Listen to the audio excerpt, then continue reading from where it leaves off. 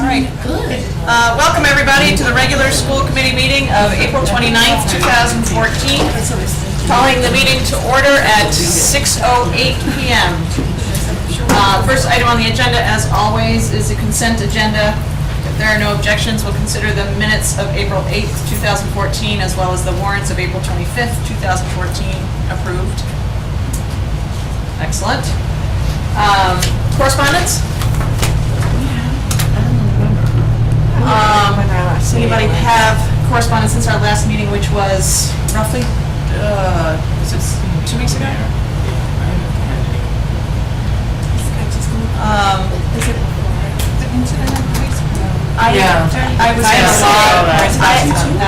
had correspondences about incidences at the high school as well. But I don't know if that was in the last, I can't remember. No, because that was right before It was the Tuesday vacation. before. Yeah. So I had many. You had many. And do you just want to summarize the gist of those? So I had many correspondence from people varying in age, rank, school system, concerned about the incidents that were at the high school, what was happening about them, were they being followed up on, is there a general problem? I think it kind of opened up people who maybe hadn't stepped forward with completely unrelated disciplinary incidents to come say, hey, I'm concerned. I called Michael after I had sent the email and I gave him a full download of everything that everyone said to me, because I didn't push them to Michael's direction because I didn't know what I was supposed to do. I hadn't been in a situation where so many people were approaching me. Literally on the street. Yeah. So. Okay. Anyone else? And from now on, when that happens, I will direct them to the principal and then to the superintendent.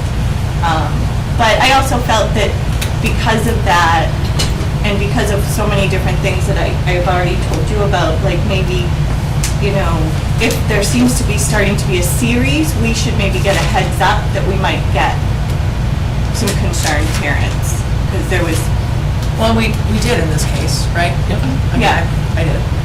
Yeah. Okay. I don't remember. It happened, so I feel like it's been kind of a while. I too got some phone calls and a couple of emails. I want to say thank you, Perry, since you're here, for putting we don't call it connected, do we? Messenger. Close enough. We all know what I'm talking about. On the message was helpful. I appreciate that. I think that helps too, because I think parents read that and they hadn't heard, so there was all sorts of rumors that I think you dispelled in that, but were also very concerning to me as a member of the community and as a parent of a child in the school system. So. I think one good learning lesson I think we should take from this is that I think sometimes we do the approach of let's not give the information because we don't want people to get alarmed. I think in that instance it was definitely, give them just what we need to hear. I mean, obviously we can't tell people everything, but to say, we know this is going on, we have a handle on it, and I think that helps people to know rather than, because then, you get kids, I mean, the versions I have, having 2 kids at the high school, and then, other is, interesting to know, although they sort of all gel together after a while, after I set them all straight. And it was nice because I had a nice little group of them. We had a nice little learning lesson. And so I just think sometimes providing just a little more of the basics helps stop the rumors and just stuff escalating and worry of what's happening rather than sort of sitting back and saying, oh, they'll contact us, because I'm not sure. I agree. Always did. I think that. Yeah, I felt like our role was best served by dispelling rumors, because I think we had a handle on what was fact versus fiction, and that was really helpful. And I think that the large part of At first what I we needed to didn't do was know. just to stop the rumors. At first I didn't know, so I had to say, I don't know, and I think that didn't help. and I didn't need to know the details, I just needed to know what didn't happen more than anything. But when you have a large-scale event like that, or a significant event like that, or when we have an event that starts to take on a life of its own, I don't want to piggyback because I can't stand on a pylon, but we got to get in front of it.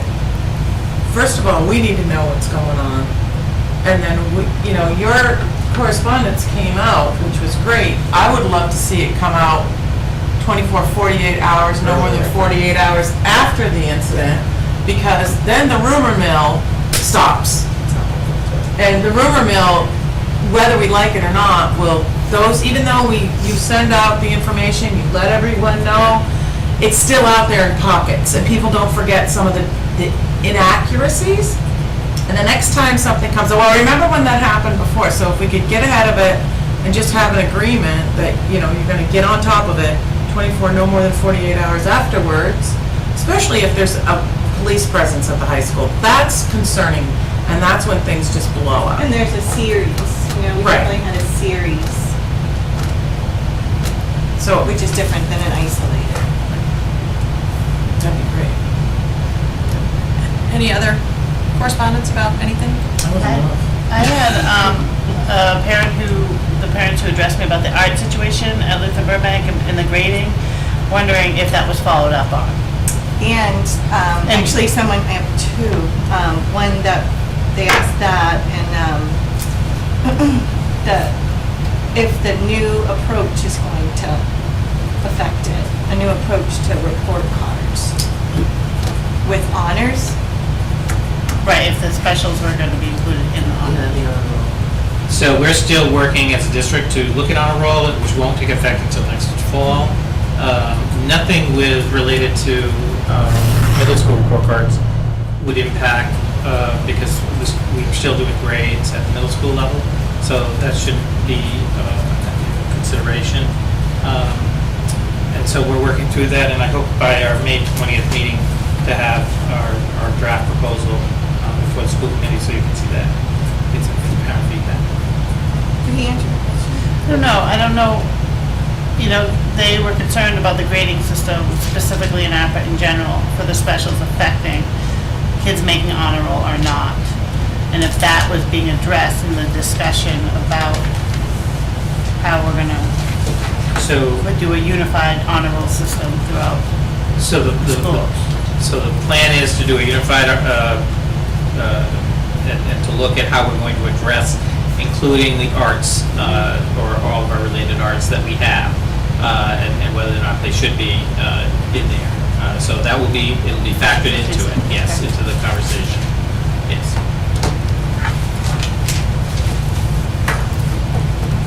Okay. No other correspondence? Move along to the superintendent's report. Michael? Yes, so we had a break in there, so I'm trying to pull it up here just a second.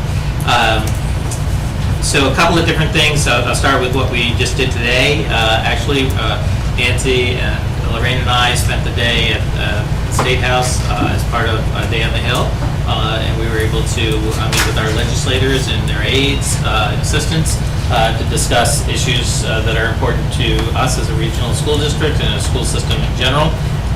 And I think we had a good dialogue about That was a great day. a number of different things. It's definitely, I think, it's great to see our legislators in their sort of home habitat and have them be able to talk about the issues from their perspective as well, which I think is definitely important. That's a big part of, we need to hear from them what the issues are to understand the big picture of things. But overall, I think, the process is working. The House is in session now, so they were deliberating, and the education portion was actually deliberated last night and early this morning, and so that looks pretty good from the House perspective. I do think we're going to end up with some additional regional transportation aid, which will come out of conference, so it has to still go through the Senate and then to conference committee of the two bodies. And then we talked a lot about circuit breaker, which is a special education funding formula, and it does look like that will have some additional funding as well. So overall, I think we're in good shape with the possibility that we'll end up with additional resources before the year is out. Of course, the process goes until middle of June, so it'll be a while. So it'll be a stay tuned. We do have annual town meeting coming up on Monday, and so the slides are in your packet for us to look at, for you to look at. They are just the basics, which is the message that I think we want to send in terms of what we're asking for. In all three communities, I believe, I'm trying to confirm Lancaster, but our budget is part of the overall town budget proposal. It's usually within the first 5 warrant articles in the lineup, and so the meeting generally goes by pretty quickly. I'll have the slides available to the 3 towns so that we can do a presentation. Stowe has asked us to do a presentation, so we will do that and be ready to do that.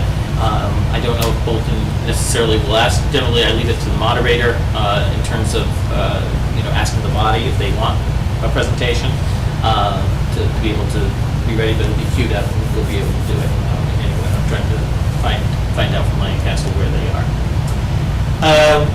We had applied through the general repair, special repair grants available through MSBA, and while there's nothing official, they did come, they did view the projects on site, both the roof project and the boiler hot water projects over a couple of years planned for here at Emerson and Florence Sawyer School.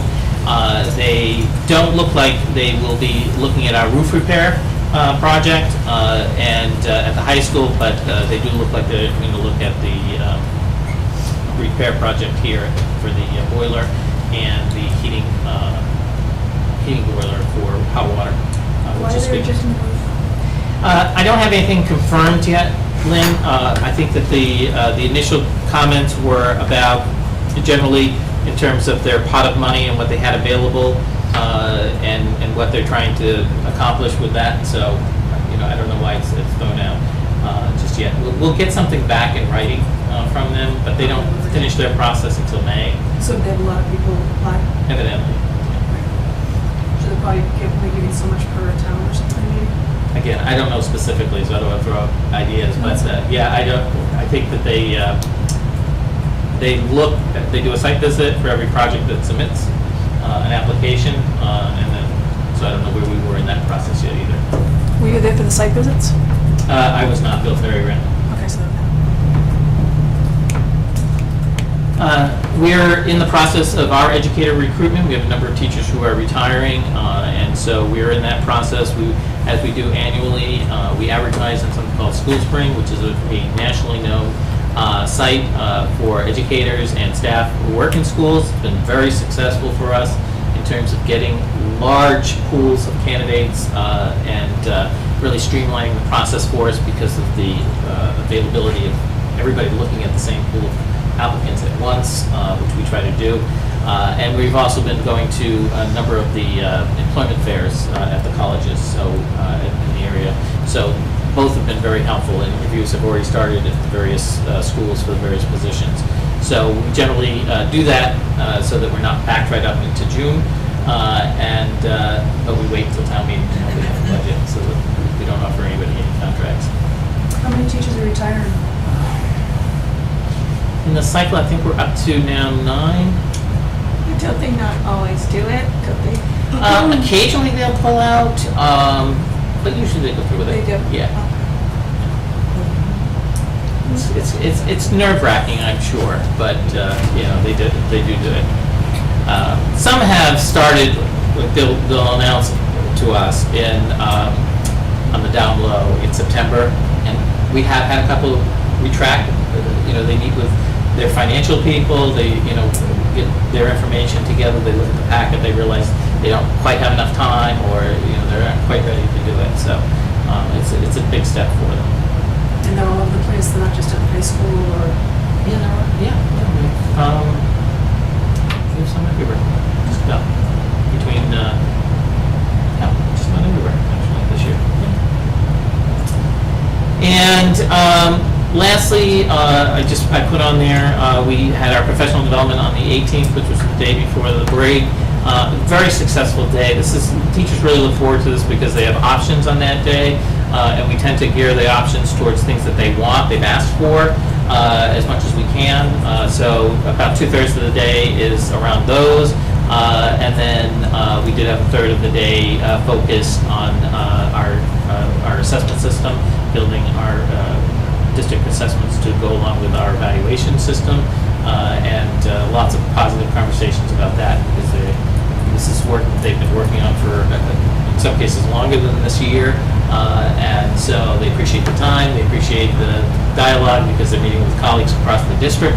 And what's really coming together is their deeper understanding of where it fits in terms of changing instructional practice, because that's what it's really about. While the results are going to be used as part of the evaluation system down the road, what we're really looking at, what we initially started our process here in our district, was looking at assessment to change what you're doing in the classroom for instruction when kids aren't being successful. And so that piece is really coming together nicely for everybody. So I'm really appreciative of all of the work that our teachers have done. How close are they finishing? Well, so this year's goal was that every teacher had to have 2 DDM chosen. I would say that about 90%, that everybody has them chosen. So what we started with was saying to teachers, choose something you already have, instead of reinventing the wheel. And so the majority of them have done that. What this has been is a refinement process in terms of making sure they can collect the data in a clean way and statistically so it can be analyzed. And so along with that, they had to develop a scoring guide so that the administration can be replicated over time, because it will have to be replicated over time. So I'd say we're about 90% done in that. So everybody has them. So we're in those final stages of writing those scoring guides and the administration guides, which is basically 1 page. When you say they have them, they're in the system? Right. So, they've identified what they are, and they're not being administrated this year. They won't start that process until next year. Except the majority of them are being used. So in some way, kids have seen them, during the course of this year. The data isn't being used for the process for the evaluation system until next year. But do they have to be in the system by September? Yeah. And we ran our Enrichment Academy over April break. We had 68 participants, which is slightly up from our last year April vacation enrichment. And again, many of our educators ran those sessions, so we applaud them for committing to our kids and running the sessions. They were, some of them were really quite ingenious, and I know that benefits our parents as well in terms of finding time useful for our kids. So. Did they all take place in this building? So this year they actually took place in Mary Rowlandson. So trying to rotate them around because they do all go in one building. And were they K through 5 or?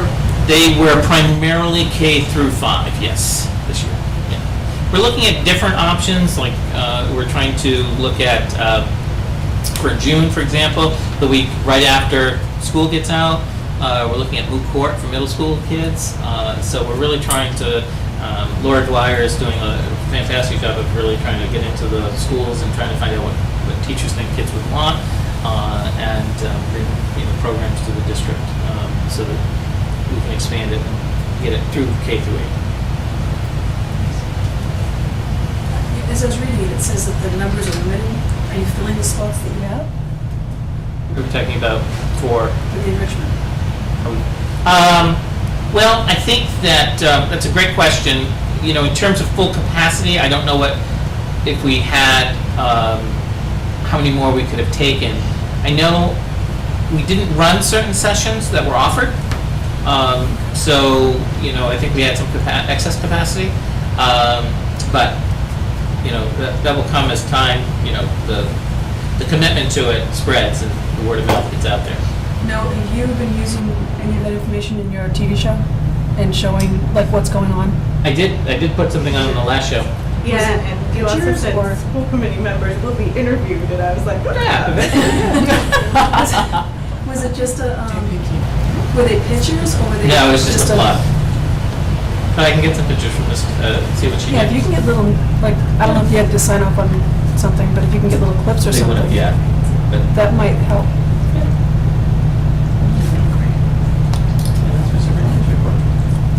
Great. On that part.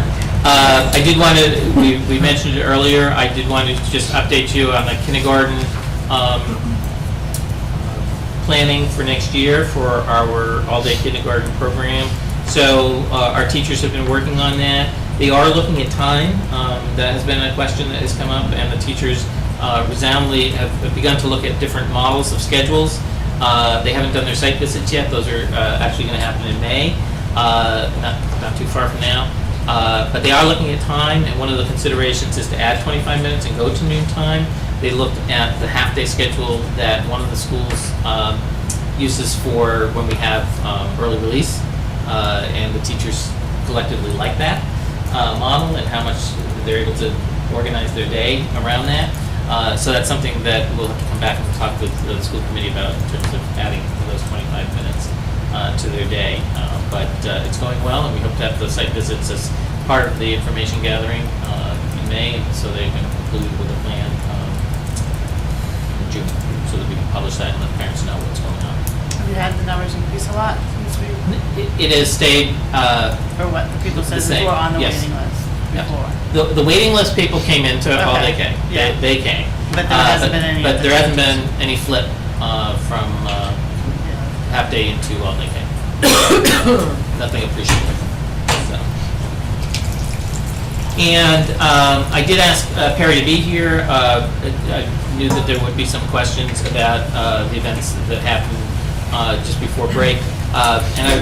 In general, as you know, we started our budget process with conversations about response to intervention, which essentially is, it's kind of an awkward phrase, but it's essentially looking at what we do to intervene for data that we think we need interventions for, whether it be at risk of failing or at risk of not succeeding at the bar we've set. And looking at responses that we should have as the school, as the district, to look at that. We've had an initial slice at that in terms of looking at some of the social and emotional components, and we, through the budget process, have added 2 staff people into the budget. We had actually accelerated that for the high school a couple of weeks ago for a variety of reasons. And we're in the process of looking at that hiring very quickly now. I know that, and I've convened a group that's looking at a number of different issues and strategies to move forward, again, across the district really, but certainly focused in on middle school and high school so that we can really organize a systemic way to look at at-risk needs for all of our students. And I know Perry has been doing some things specifically at the high school, and I've asked him here to just maybe touch upon them briefly, different things that he's been working on. Thanks. Appreciate the snacks for me as well. How you doing? Before I talk about intervention stuff, just to follow up briefly on some of the conversation from earlier, please always feel free to give me a call if you have questions, and I can provide you directly with information. Please feel free to send parents to me. I did have a couple parents who contacted me after the events that Thursday, and I shared a pretty fair amount of detail with them about what had happened. Obviously, I don't share individual student names and things like that. So if it will help you to be able to dispel rumors, please don't hesitate to give me a call or to send people my way. So wanted to talk a little bit about intervention work at the high school, and this has been one of our school council goals for the last 2 years. So the goal specifically is identifying and beginning to implement programs and resources to support students at Neshoba who struggle academically. And kind of the 3 questions that I will try to briefly go through right now are, and that we've been trying to answer, is who's struggling? By and large, the students at the high school are very successful academically, and they go on to be very successful post-high school. But we do have students who struggle. So who is struggling? Why are they struggling? And what do we need to do differently to try to support them? And so I'm going to share with you, I'm kind of a data guy, and so I'm never happier than when I've got a spreadsheet in front of me and have done a fair amount of data analysis, although I hesitate to try to draw too much in the way of conclusions from numbers on a spreadsheet, because high schools are complicated places and high school kids are complicated creatures. But nevertheless, I think there's some interesting patterns. So I'm going to give you some data that I've been looking at. So one thing to look at are D's and F's. So every quarter we produce a D and F list, and so there's a spreadsheet that lists all the students who got a D or an F in any class. We had 294 D's or F's at the end of the first semester, so those are first semester grades. That doesn't mean 294 students who got D's or F's, that means 294 total D's or F's. And when you consider that we've got a little over 1,000 students and almost all of our students are enrolled in at least 6 classes, so that's about 6,000 possible grades. So that represents a pretty small percentage, which is great, and which actually, to me, is not that surprising, because we have a lot of kids who do really well academically. But there are some interesting patterns within those D's and F's. They were concentrated primarily amongst sophomores and juniors. Of the 294 sophomores and juniors accounted for 192 of them. There were 211 of those 294 were from students who had 2 or more D's and F's. So in other words, just, most D's or F's come from kids who are getting more than 1 D or F. There were 70 students who had 2 or more D's or F's at the end of the first semester. 23 of those were sophomores and 25 of them were juniors. So it's a relatively small number of kids who are accounting for a relatively disproportionate number of the D's and F's. Some of this is somewhat anecdotal, although based on a pretty fair amount of information. A pretty significant number of the students who are included in those numbers are kids who have factors outside of school that impact their success in high school, and that can be a variety of things. It can be social emotional stuff, kids who have anxiety, kids who have depression, it can be family-related trauma. So there are a variety of different, but as a general rule, kids who struggle tend to have things going on outside of school. It can be substance abuse, and a large majority of those students tend to have patterns of low achievement that stretch back into previous grades at the middle or even down into the elementary grades. It's relatively rare for a kid to suddenly just out of nowhere start getting really bad grades in high school. It's not, it's not impossible, but generally that tends to be a pattern of achievement over time. Our CP courses accounted for 168 of those 294 D's and F's. That also includes unleveled courses, so all of the electives courses were included in that as well. Not in the 168, but we looked at unleveled courses as well. So that 168 CP courses is not just a subset of courses with levels, it's a subset of all courses. Also, I've done a pretty fair amount of analysis around our MCAS scores. Our MCAS scores overall, paint a very positive picture. Where we have continued work that we need to do and where our students disproportionately struggle are kids who are high needs students, that is primarily students in special education, or kids in poverty.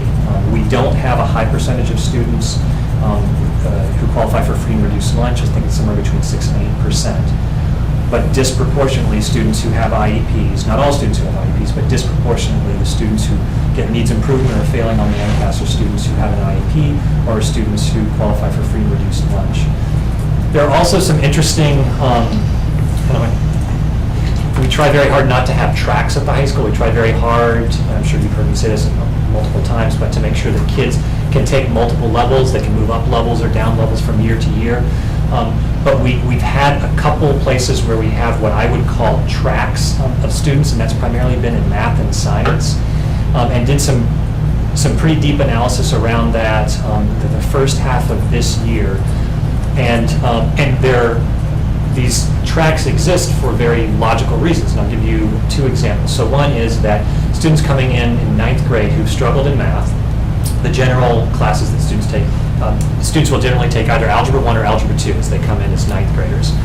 But we have some students who really struggled in 8th grade math, and so there was a pre-algebra class at the high school. So a student who weren't placed into algebra were placed into pre-algebra. It was a pretty small number of students.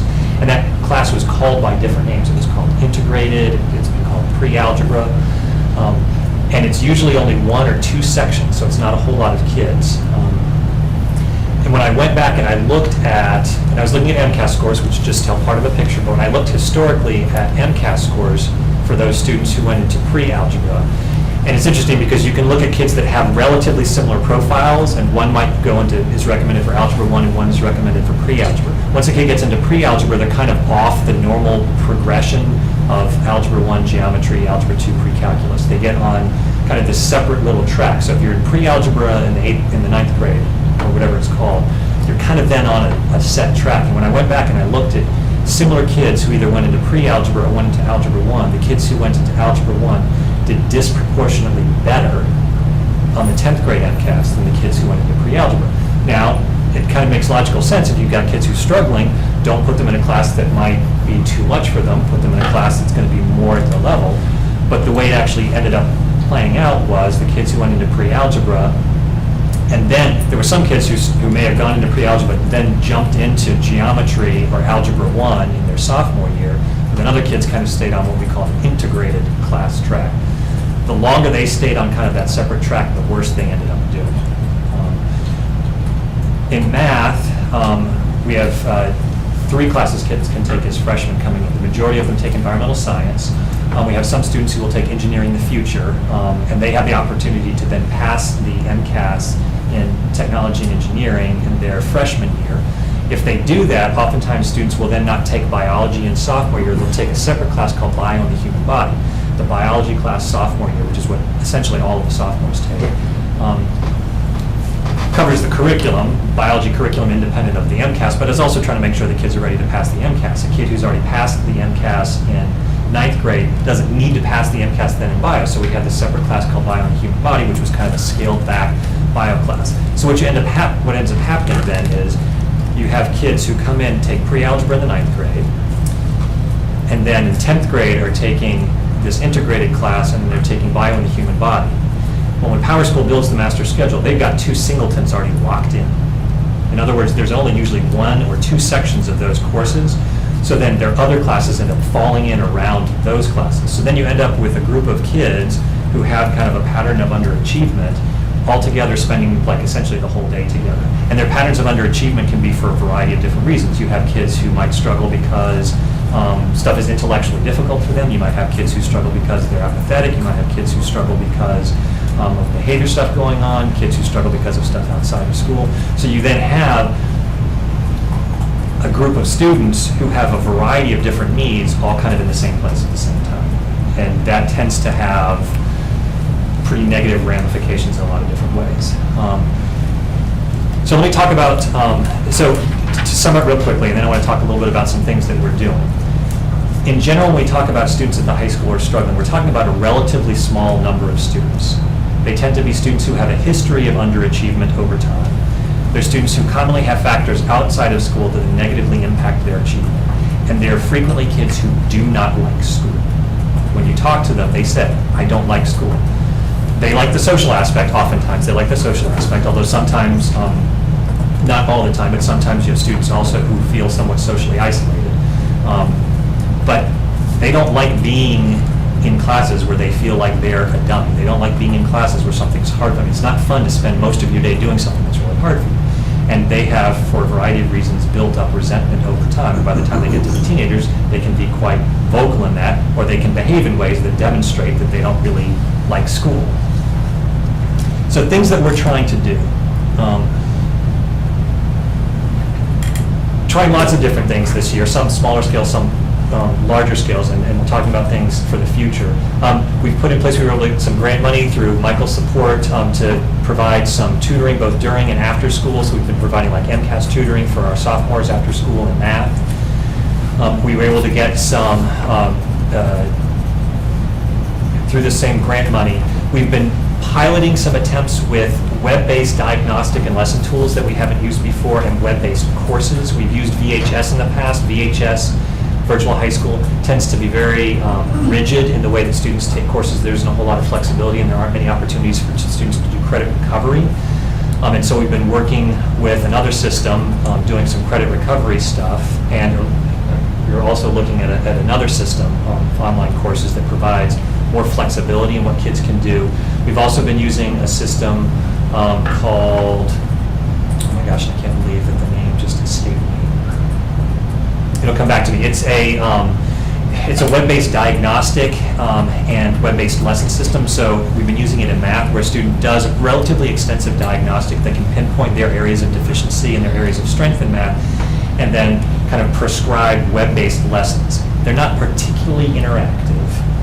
We've also encountered some of the weaknesses in web-based learning. It tends not to be super interactive. It's nice that it can give you very specific stuff, but it tends not to be particularly interactive, and so it can be much more boring than a real-life person. Some of the online courses can feel like a textbook put online. So technology is certainly not a panacea, and it's certainly not perfect. But it's been interesting. It's been interesting getting some experience with it and seeing what works and what doesn't work. Other things that we're doing, I mentioned the pre-algebra and the bio and the human body. We are eliminating those courses. We're not going to be offering those courses next year. Instead, we're changing the pathway for students. So now, next year in 9th grade, all students will take either Algebra 1 or they will take Algebra 2. For students who have a history of struggling, we have created a new course called Math Foundations, which will run every other day all year.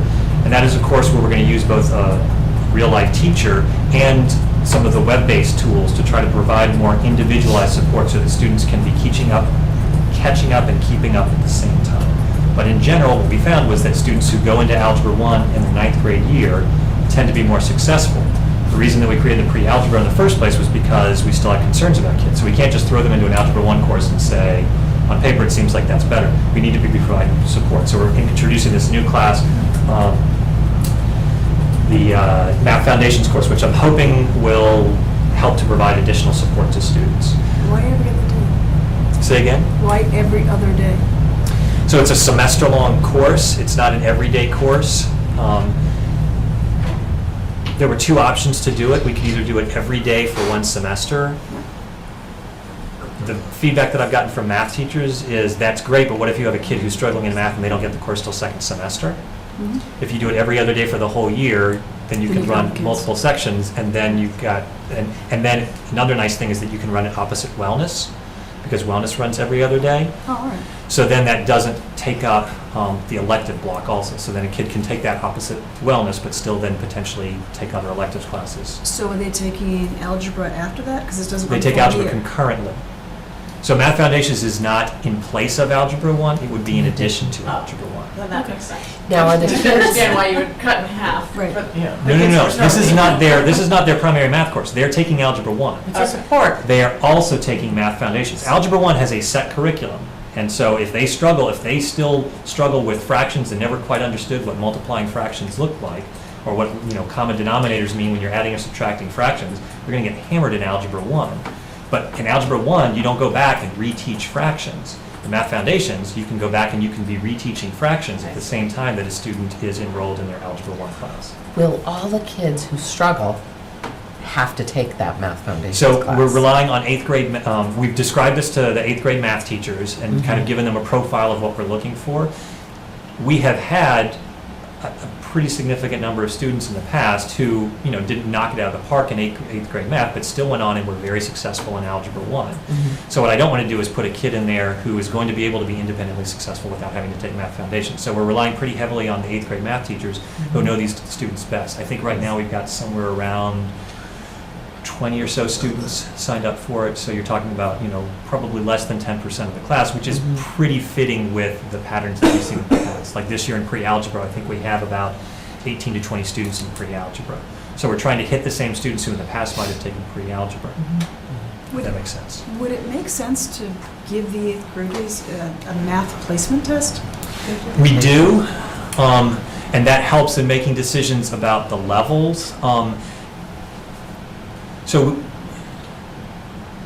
that something like that, some sort of a diagnostic in 8th grade could help us.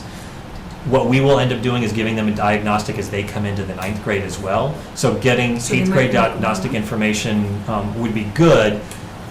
that could help, I think, the math teachers in making decisions about, the 8th grade math teachers in terms of making decisions about whether or not to put a student into math, recommend a student for Math Foundations or not. So that could be helpful. We will end up doing a diagnostic at the beginning of the year as well, so that we have very specific information to tailor what the course will look like for individual students. So it's not a set curriculum. But isn't that too late, though?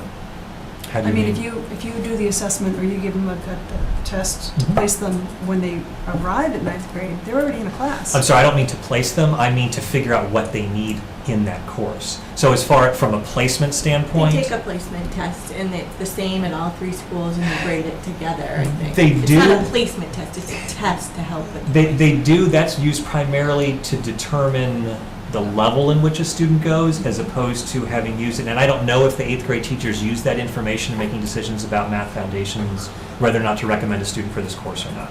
So it's possible that the 8th grade teachers did use that information in terms of making their recommendations about whether I'm Math wondering, Foundations would yeah, be but appropriate. at that point, I mean, a lot goes into the 8th grade teacher because they know the student, but Mm-hmm. wouldn't it make more sense for you guys to do it? I would say honestly, no, because the 8th grade math teacher knows that kid better than. Yeah, but, A placement test is it's a nice piece of data, but it's only one piece of data. okay. I've had a fair amount of experience with placing, in my previous county, placing a lot of stock into one test and making educational decisions around one test, and found that to be very dangerous at times. Okay. So I think that, I mean, any extra data is great, but I wouldn't want to use one piece of data in making a placement decision, if that makes sense. Yep. Yep. Okay, so one, I love the analysis you gave, that was really interesting. Thank you.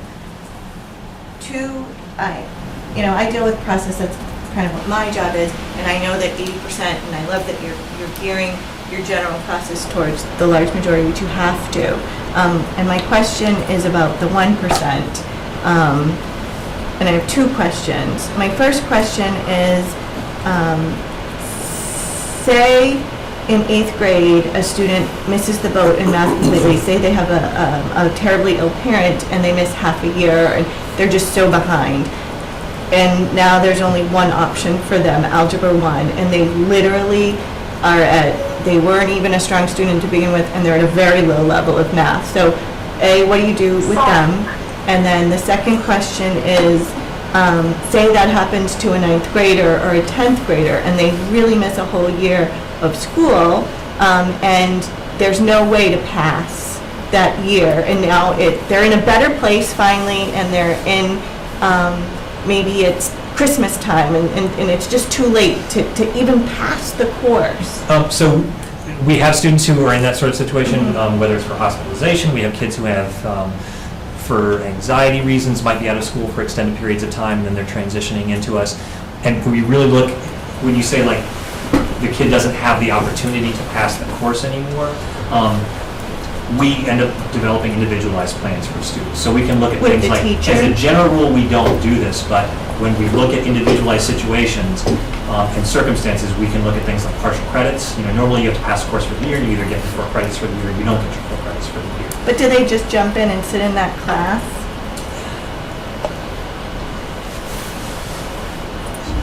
Oftentimes, yes. Well, it depends on the circumstance. It depends on the individual kid.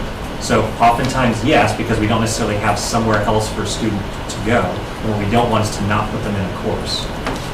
The other danger is that when you start creating a course that's for the kid who's struggling, you end up with what we had, which was the Right. algebra track. I understand not gearing an algebra track to the 5%. I totally get that. I love the analysis. I literally think it's just fabulous because I see if you don't push, you're not getting anything. And the kids always do more than we ever think they're possible. They always surprise us, right? And I totally agree with that. But I'm just worried about, because that 5% option is gone for that little 1%, I'm worried about that 1%. And what we found, so in the analysis that I did, I looked at kids, so when you say 5%, there were kids within that 5% who were going into Algebra 1 and kids within that 5% who were going to pre-algebra. And so I broke it down by, so one thing that I used was I look at MCAS bands. So I would look at kids who scored between 210 and 215, 215 and 220, 220 and 225, 225 and 230. Which kids went into Algebra 1, which kids went into pre-algebra. Within each band, you'd have kids who went into both placements. And then I said, okay, how did the students perform? So it's students who on paper look pre-identical. These two go to pre-algebra, these three go to Algebra 1. Consistently, the ones who went to And I Algebra 1 totally agree with that. did better. I'm just talking about the 1%. Yeah. And sitting in a class. That's where, Where you're finally in a good place and you can't take advantage of it. That's what I'm just a little. So my hope is that the Math Foundations course will help to address those kids because you're providing them with extra math instruction. So they're learning more math. And it's like, I like to play tennis. The more tennis I play, the better I become at tennis. So they're getting more math. When you have individualized to the kid who was out for an extended period of time and came in, we have to develop very individualized situations for those kids. And that's where, depending upon the kid, we can start to look at things like credit recovery programs. So we have some kids who might be enrolled in a class and then they're also taking a credit recovery online math class. Now, kids who aren't very motivated, that's challenging for them. For a kid who's motivated and is trying to catch up, that can be a great option. It depends to a certain extent on the quality of the online course, and I have yet to find an online course that I'm in love with. There's some that we've just seen recently that I'm more excited about than the ones that we've been piloting. But it really comes to, it's hard to build a structure for those situations because they end up being very individualized situations. And depending upon the circumstance of the kid, we're looking at things like partial days, where they're only enrolled in a few classes and not every class.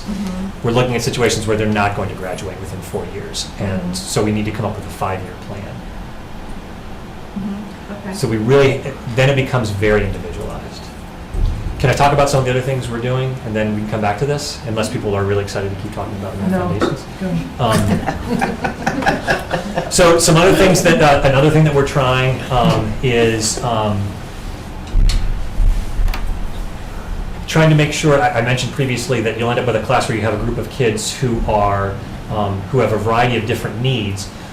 I think we need to more strategically group our kids rather than having a mix of kids with different needs. If we have 3 kids who really struggle in math because of some legitimate learning disabilities in math, having those kids in the same class and then having a special educator assigned to that class makes a lot of sense. So being more strategic in the way that we're assigning our special educators and more strategic in the way that we are trying to group kids within the master schedule. Now, a master schedule at a high school is a tricky beast, so that sounds easier than it is to do, but we can still make it work. Michael referenced a new position that we're hiring. It's kind of a social worker interventionist position. One of the things that I found is that if a student has an IEP, they have some supports built in. They have somebody who owns them and who is advocating for them and is serving as a point of communication for them. I was in a learning center class today, which is kind of like it's a class that a student who has an IEP oftentimes will go to, and it's a period in the day where there'll be up to 8 students and a special educator, and they're making sure that are you ready for this class? Are you ready for this test? Did you get that work done? So they've got someone who is working with them and advocating for them. If a student is struggling but does not have an IEP, then they don't necessarily have that same advocate. We have a very successful therapeutic program for kids who struggle with some real social emotional stuff. A kid has to have an IEP in order to qualify for that program. So the new position that we're bringing in is a position that we can use for kids who do not necessarily have IEPs, but for kids who don't have an IEPs but who struggle with social emotional stuff outside of school that's really impacting their ability to come into school and be successful. Can you talk a little bit more about that? Because that's my question from earlier. So you have a school psychologist who's going to come in and work with kids who have social and emotional.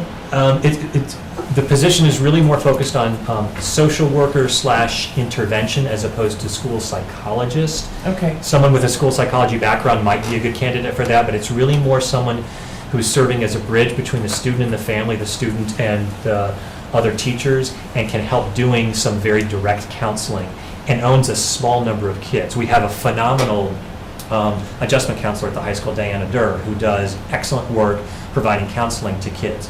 She has a pretty significant number of kids that she sees, and she's not seeing those kids, with maybe 1 or 2 exceptions, she's not seeing those kids on a daily basis. She's seeing them once every 8 days.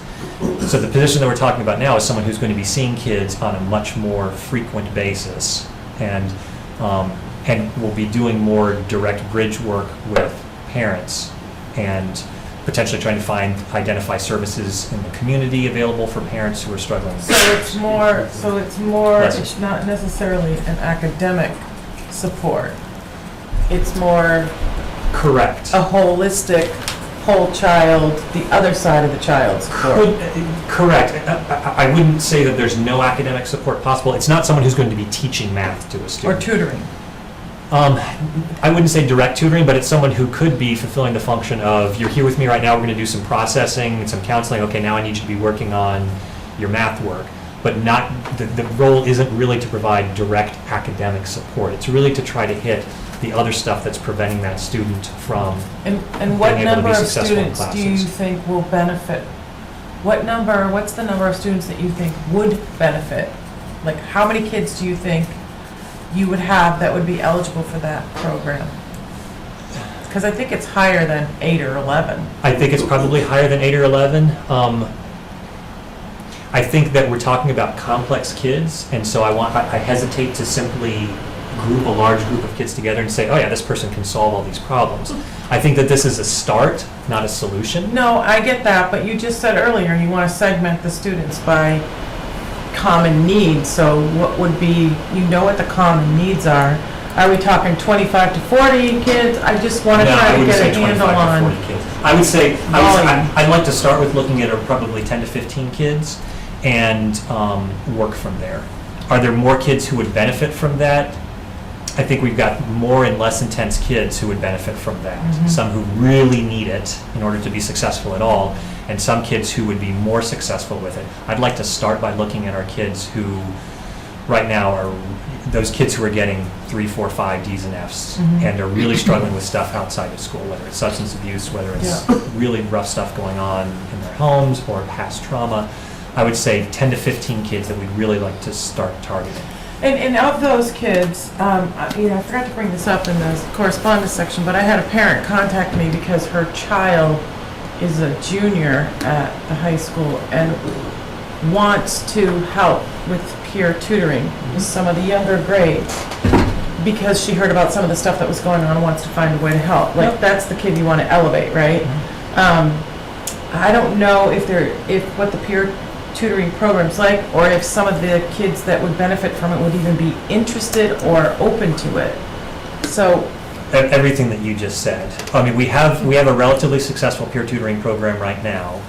You have to be able to get kids who are both willing to and able to tutor. There's a fair amount of tutoring that goes on after school, some that goes on during school. You've got kids who, oftentimes the kids who are kids in a position to be able to tutor successfully are the kids who have very busy schedules, and so giving up their study is not something that they really want to do.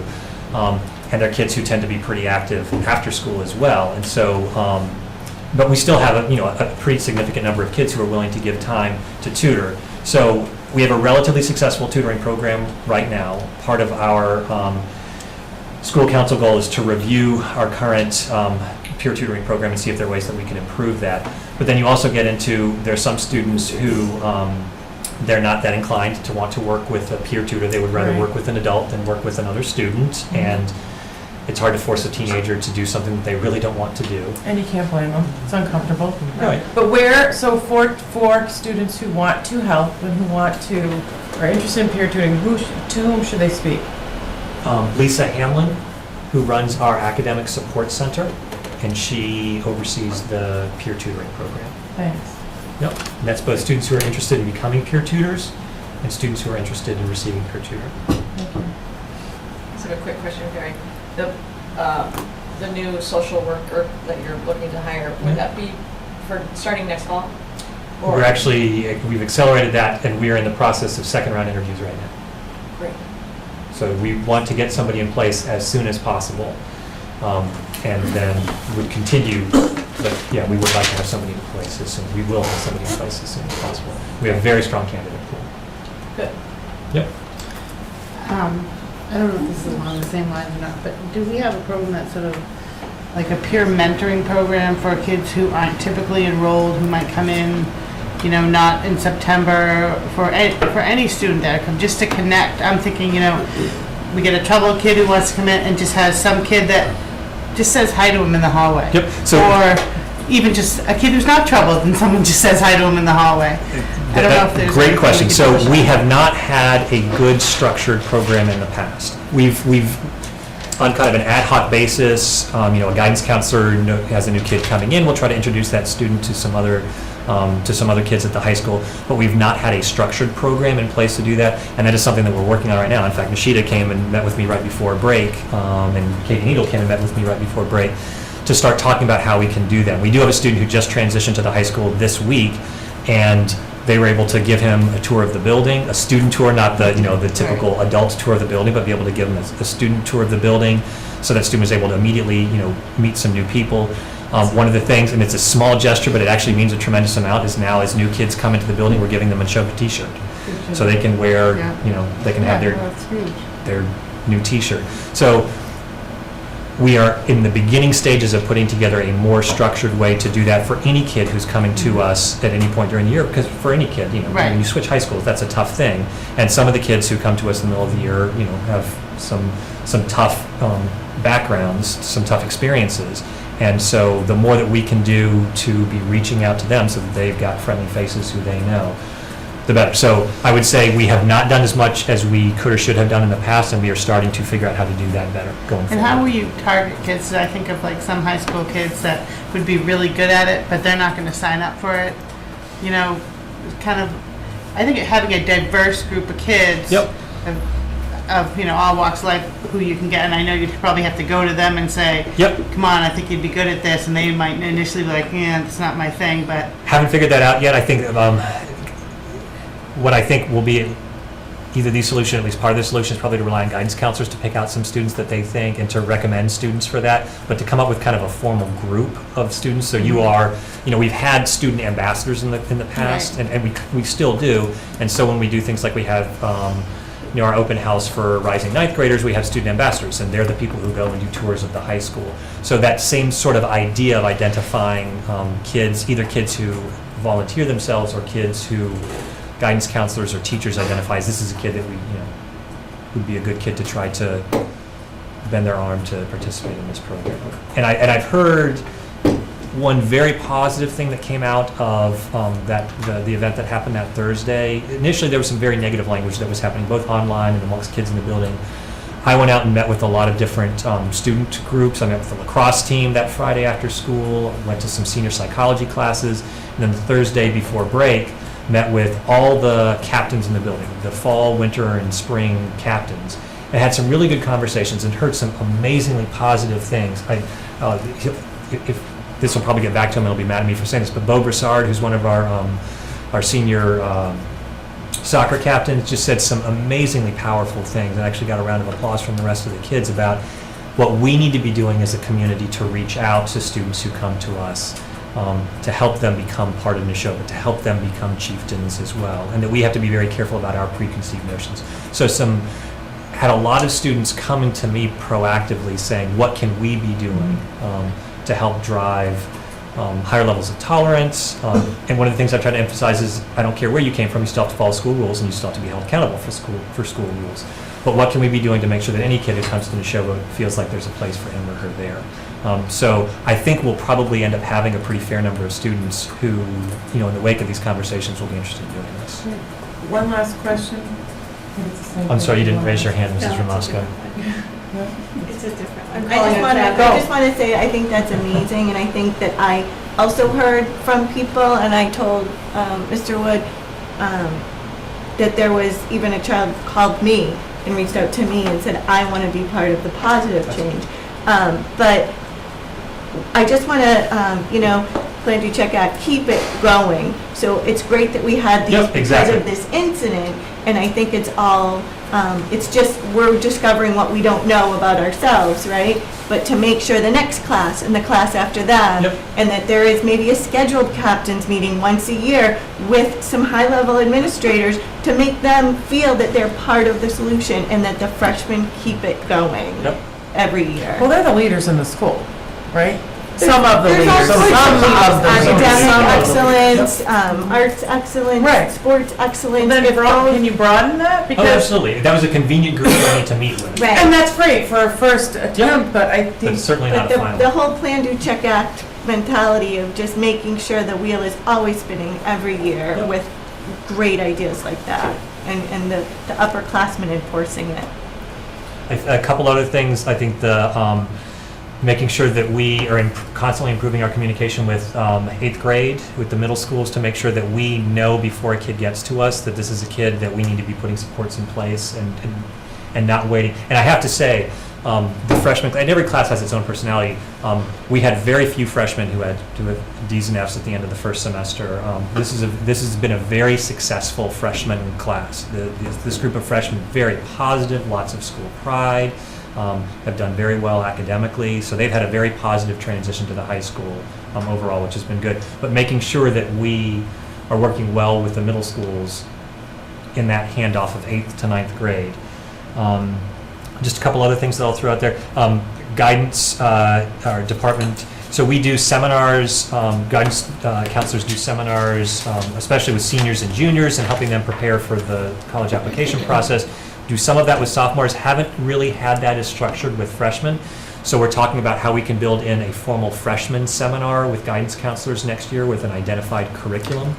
So I think that's a positive thing. And then long-term, I'll just kind of throw this out. Differentiation is a word that you hear a lot in education, and how teachers differentiate in their classrooms. I'm a big believer also in the idea of structural differentiation, that we're building structures that work for different kids. And I think that we have a relatively traditional high school that and most of the kids work very well within that model. Some kids, that's a tough model for them, and they push back against it and they struggle with it. And I think that I would like us to be looking at some alternative models that are still Neshoba High School models, things like an alternative school that maybe works on a different schedule that would serve a small number of kids, work study possibilities, trying to figure out how to leverage online courses for kids. I don't have specific pictures in my head, I don't have specific answers, but I think that if we want to make sure we're serving all of our students well, we need to try to figure out what structure is going to be most successful for those students over the long term. Yeah. Did you ever think about working backwards on that one? Because basically you're talking about the kids that hate school, right? So. Not just, but yes, we have kids who really don't like school. So if you approach them in the fact, okay, where do you want to go? And then work it backwards so they can get there.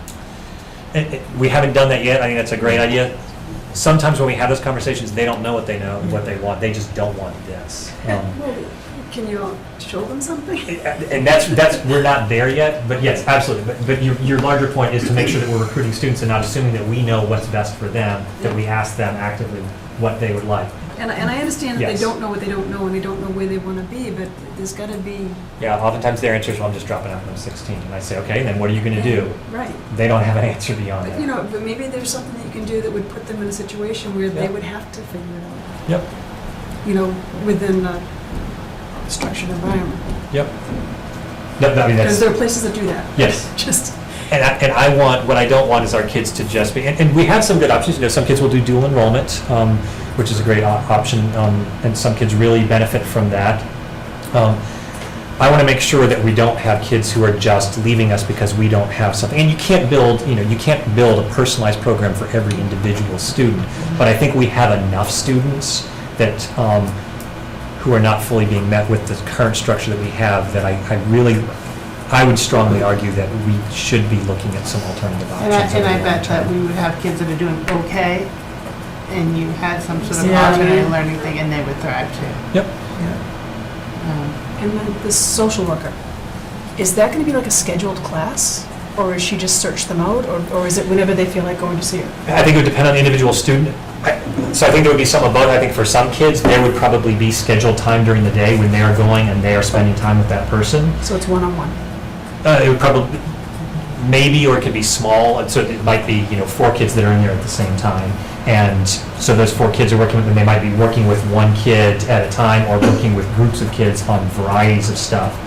There could also be kids who, and those kids could also have the opportunity, I mean, I look at our therapeutic program that we currently have, which is very successful, and it uses a yes and model where kids will be scheduled to go be in there. Some students will be scheduled to be in there at specific times, but then they might also have the opportunity, if something really traumatic happened the night before, they're not ready to walk in and go to math class first thing in the day. They need that opportunity to process something that happened with them. And so they have the option of going, even though it might not be scheduled, they can go and they can process something, but the goal is to get them back, and get students back into their classes. The goal is to have them be successful in their classes.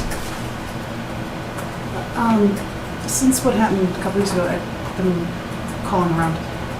There are places locally, institutions and professors and everything that deal with this. I mean, is there When you say deal with this, what do you mean? just people that have issues and whatever, but it's not a school problem, it's a community problem. It's an educational, from what I understand from what I've been hearing, it's more of an education, you're educating everybody plus the student, and it just becomes a community issue.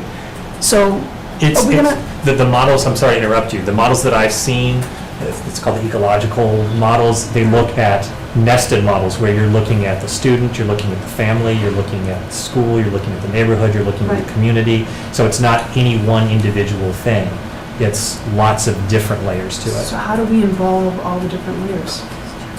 That's a great question. I don't know the full answer to that yet.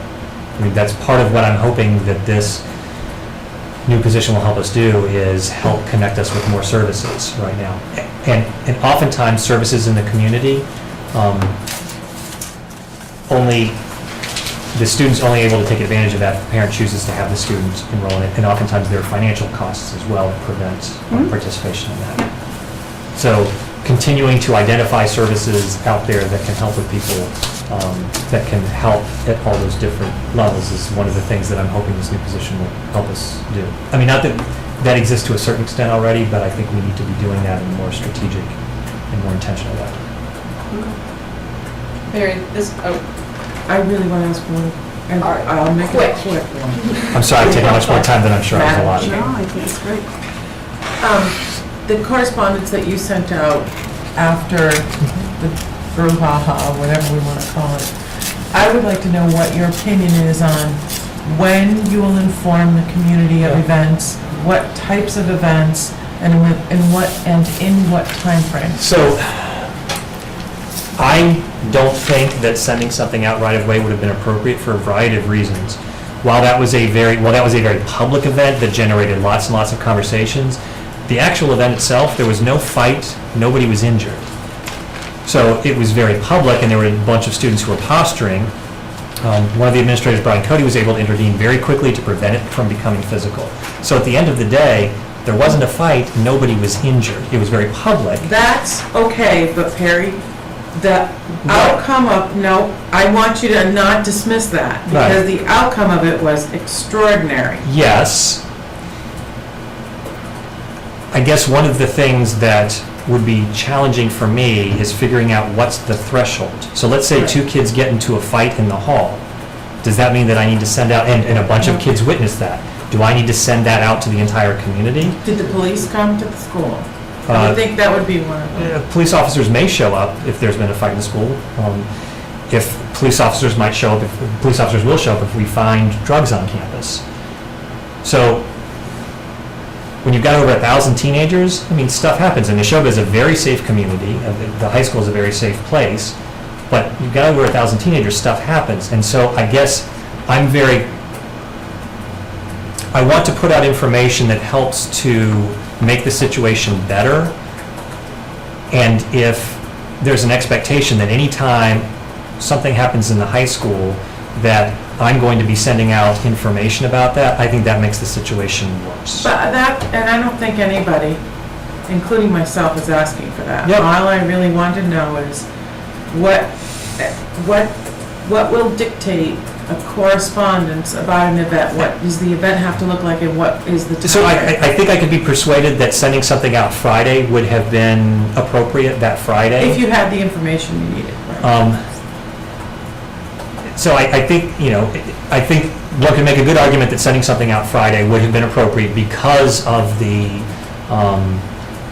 and I'll say, I only had 2 parents contact me. Right, I So- think that's partially on us too, and I now know, and I think we're all learning, Right. because it's not like we've been barraged with issues before, but if we have more issues, we'll contact you immediately and ask parents, and some parents might rather contact us and not you. Yep, we'll So just- I'll still call you, so if we all know that is the protocol, that will help you know where it is in the community. And so, I mean, I guess I would push back and say, I don't think there's a simple formula. There's no simple threshold where you say, if X happens, then I need to communicate right away. Well, no. I think it depends on the circumstance and my understanding of how the community, the need of the community, working with all of you, clearly working with Michael, to figure out when is it an appropriate threshold and when is it not an appropriate threshold. And there are different things that trigger. You know, last year, on that Thursday before the seniors' last day, seniors got a little out of control, and I told a bunch of them that they had to go home.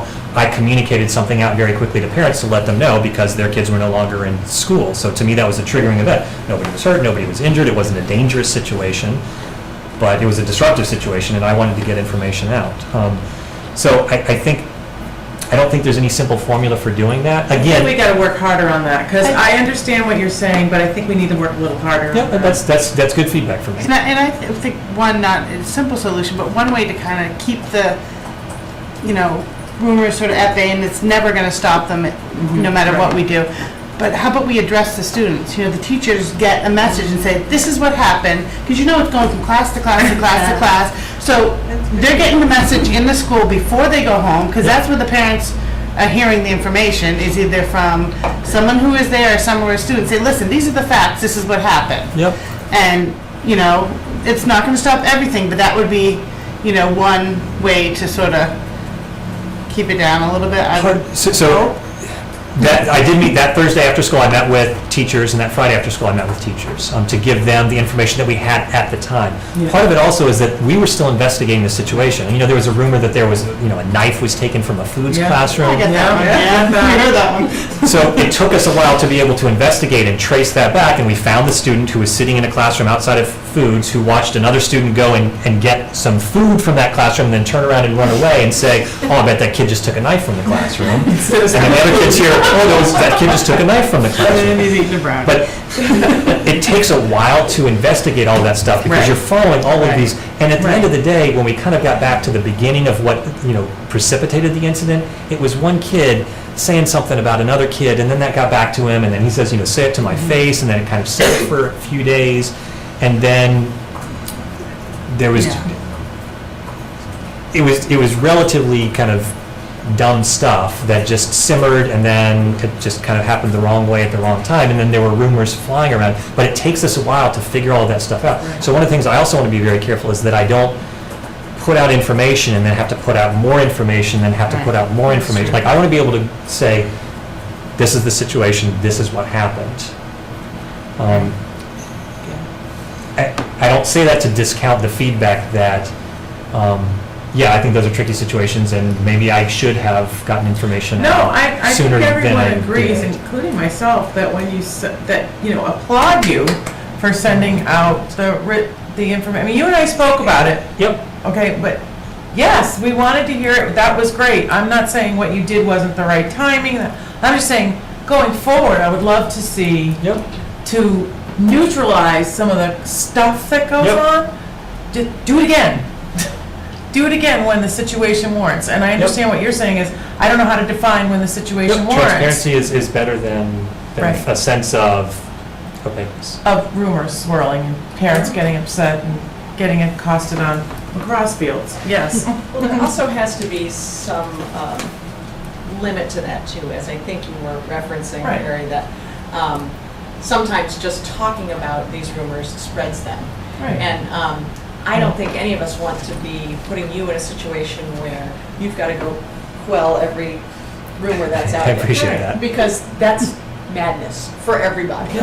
But maybe one thing that I thought was particularly helpful in this particular instance was that we had gotten an email, just the 8 of us, from Michael saying, well, here's fact versus fiction, this is what really happened. Yep. So then you have 8 of us ambassadors Yep. So that when people come to us and say, really, was there a knife in the school? We can say, no, there wasn't. That was a crazy story that got told because of foods, whatever.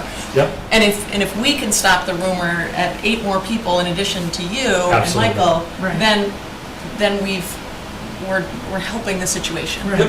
And I think that's a much more reasonable and calm way to handle it. Absolutely agree. Instead of sending it this, town-wide No, but message that's out. oversimplification. Nobody's asking for that either, really. Well, I know, but I'm just saying that going forward, as you were asking for, Yeah. a solution might be to use us as, I want to know before the community knows about it. well, 'cause I don't have the answers. as we've all said, it's helpful when we know what's fact and what's not. Right, And- because parents are going to call you and they're going to want to know. Yeah, and if we can nip it in the butt a little bit, then maybe we can Let's avoid decide having to to do a facts. town-wide announcement. Yep. That's all I want to say. Agreed. Great feedback, thank you. This has been a fabulous update. I don't think that any of us anticipated putting you on the hot seat for so long. I apologize for taking so much time. But I think it was valuable, and I appreciate your coming in. course. And I think it was nice for everybody to have an opportunity to kind of say what was on their minds. Yep. Thank you. Thank you. Appreciate it. Can we let Perry go? Yeah, let him go. Makes it go home. No, I can't be the first one breaking into. Well, that cannoli looks very good. They can take it. You earned it.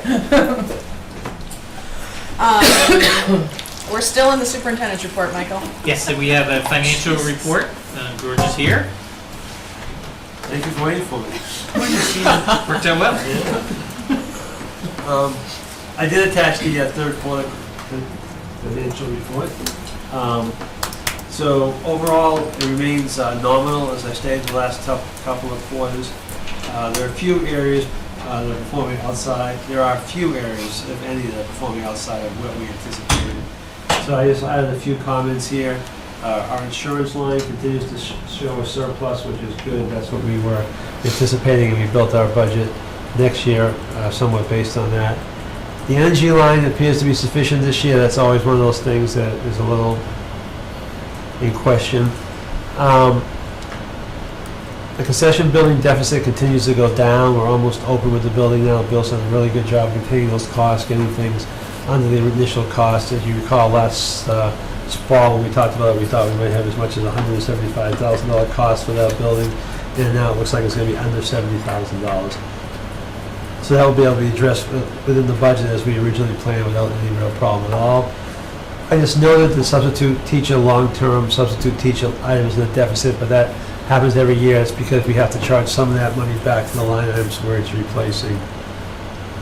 Sometimes a teacher goes out on a leave, we'll be paying them for a portion of the time, so therefore the differential money comes from the substitute line item.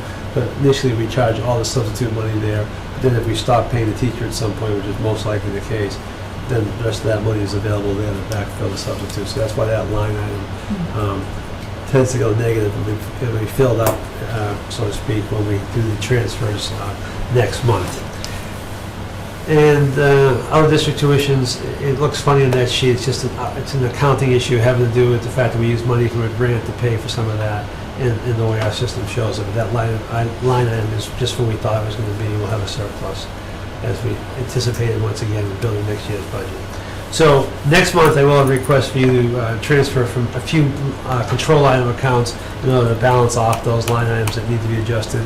Any transfers between control line item accounts only happen with the appropriate school committee, so that will be next month. That will allow us to close out for the year. But overall, our position remains we're in a good financial position if we close out this year. Excellent. Any questions for George? Was that a question? What was it? Thumbs up. Oh, thumbs up. Excellent.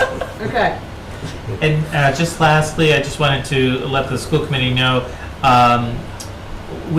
as you know, we have a task force that's looking at space at the high school. That committee continues to meet.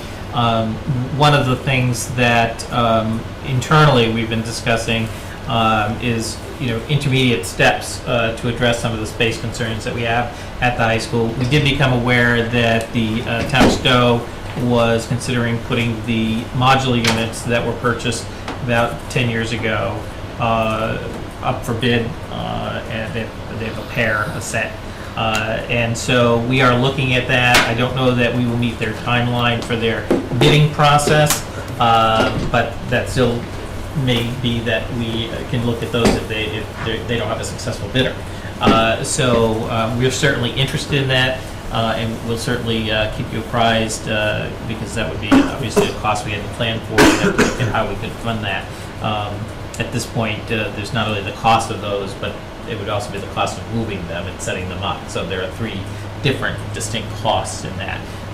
But we've scouted out a location at the high school where it could work, make them fairly connected, and be a part, so that they'd be an attractive part of a solution to some space needs at the high school.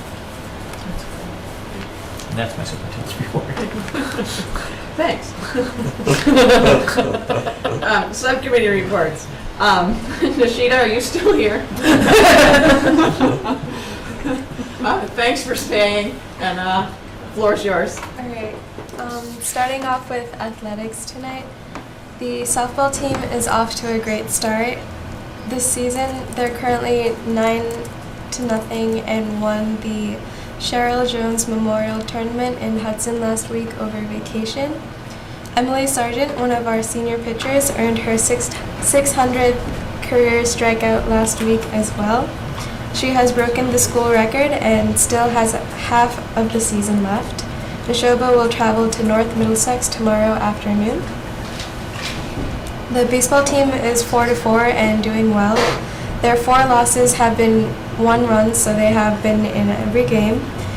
The team travels to North Middlesex tomorrow and then plays under the lights at Hudson this Friday at 7 p.m. The boys lacrosse team is 4-6 and the girls team is 4-4. Both teams are playing well with a very competitive schedule.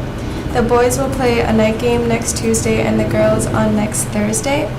Both teams are participating in cancer awareness nights along with many other teams in Central Mass next week. Our boys and girls track teams are undefeated in the 1 meet they have had so far this season. It has been a slow start for track due to weather. Neshoba is scheduled to compete against Quabbin tomorrow. This weekend, Neshoba will be hosting the Central Mass Girls Relays. The boys tennis team is 3-3 and holding their own this season, being moved up to Division 1. The girls team improves 5-3 after yesterday's doubleheader wins versus Groton Dunstable. The middle schools start their games and meets this week. In other news, the annual Day of Silence was, which was hosted by the Gay Straight Alliance, was held on April 11th. Speaking supporters and silent participants in the Neshoba community show their support for the LGBT community and stand up and speak out against bullying and harassment in schools worldwide. The Play for Will fundraiser is on Monday, May 16th, a basketball game between Central Massachusetts Spartans Special Olympics program out of Bolton and staff from Neshoba. The game raises money for the Tecumseh Foundation and the Relay for Life. 22 members of the Neshoba DECA program will be heading down to Atlanta for nationals on May 3rd to present and compete in their designated categories over the next 4 days. Best Buddies is hosting the annual Best Buddies Ball on May 2nd at the Hudson Portuguese Club. It's Candyland themed, so keep on. That's it for my report. How many kids participate in the Day of Silence? Is it a lot? There's usually a lot more silent participants than speaking supporters, but I think it's over 100. I can't remember the exact number I signed a up, lot. but yeah, it's a lot. It's a strong support. Thank you, Nishita, and thank you for coming to all of our meetings. A little gift for you. Thank you very much. And we appreciate all of your updates and information that you've given us continually. It's Thank you. been a great time. Thanks for having me. Where are you headed next year? St. Bonaventure. I'm doing this combined medical program, so 4 years there and then 4 years at GW School of Medicine. Congratulations, wow. Just amazing. Have some treats. Yeah. Yeah, take the cannoli. Mr. Graham's cannoli.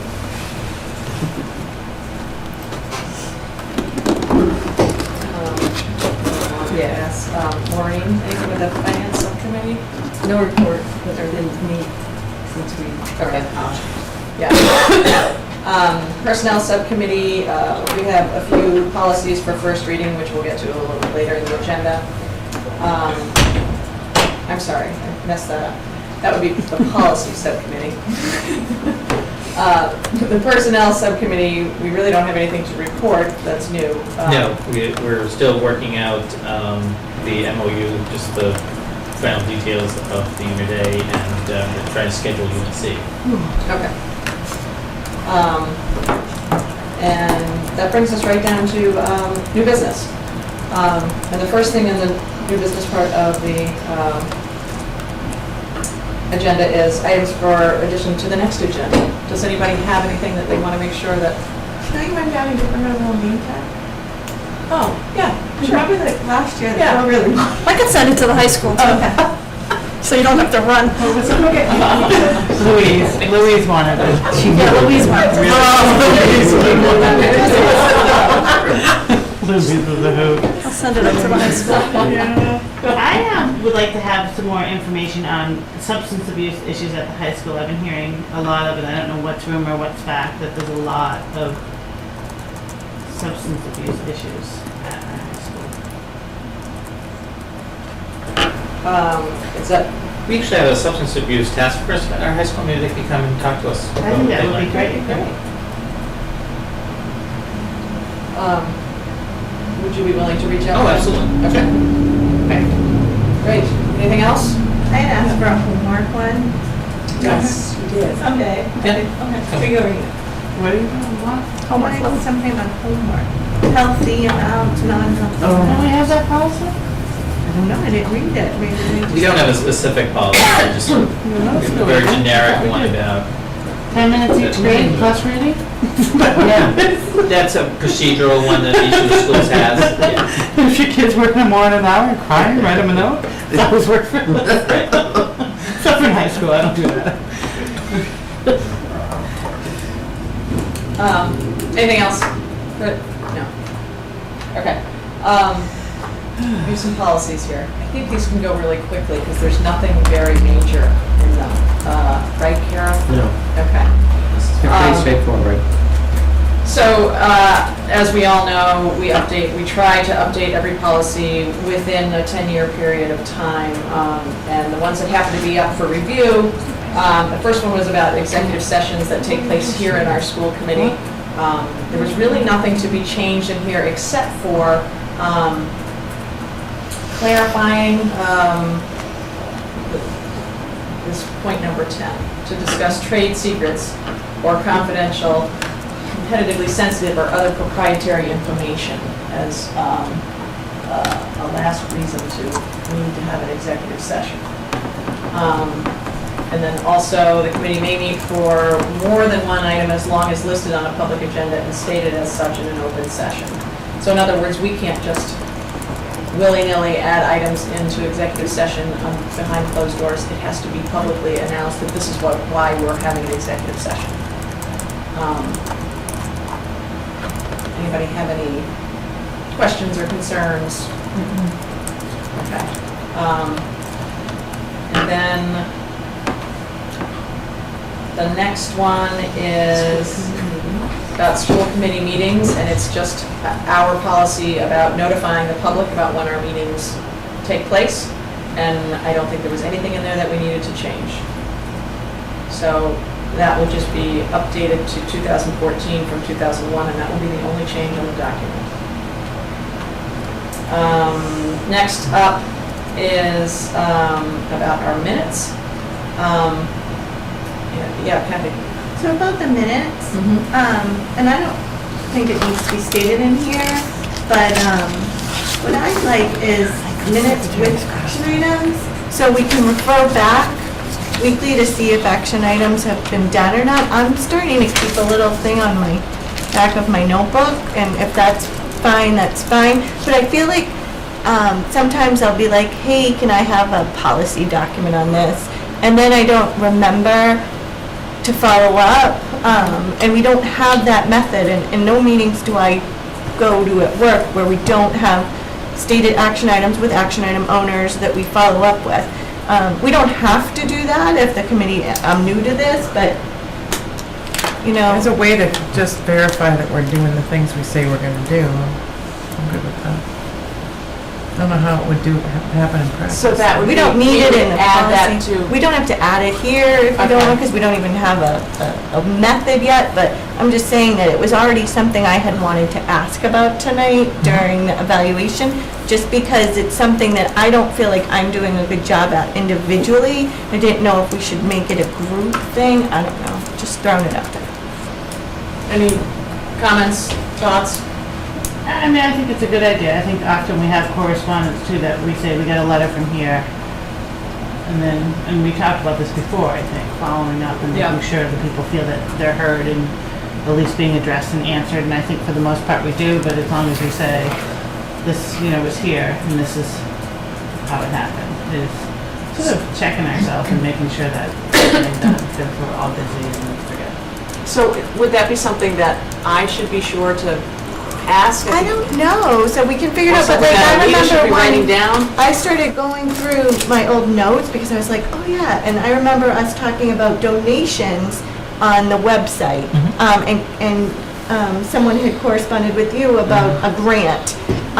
It was great, but just, did somebody ever follow up with the person on the grant? Did we ever add a link on the website We do. to say, Right. and we might have already done it, I'm just saying, I was going through it, I'm like, oh, that was interesting, I wonder if it, are we doing it? And that's a good thing Good for call. us as a group to know that we're actually implementing, not just speaking about. Which I think makes total sense. But just logistically, does that mean We have to figure it out. that it's, We don't have to figure it out right now. Okay. I don't We mind have to being, figure it I'll out. bring my computer, or if you give me a little file, I can put a file somewhere on somewhere. Technically speaking. Maybe at Where I the put- of each meeting, we could just say what are the action items Yeah. and who the responsible party is, and just categorize that as a I body think of it the might minutes. be better to put it in a spreadsheet format, only because then you can close it. Sorry, I like spreadsheets. You can close it and put it on the other, Yeah. put it on the other tab. You know what I mean? So it's ongoing and not on embedded. Yeah. So I- a keeper of the spreadsheet. Can you Have at it. can you help me get a spreadsheet somewhere? Thank you, Leah.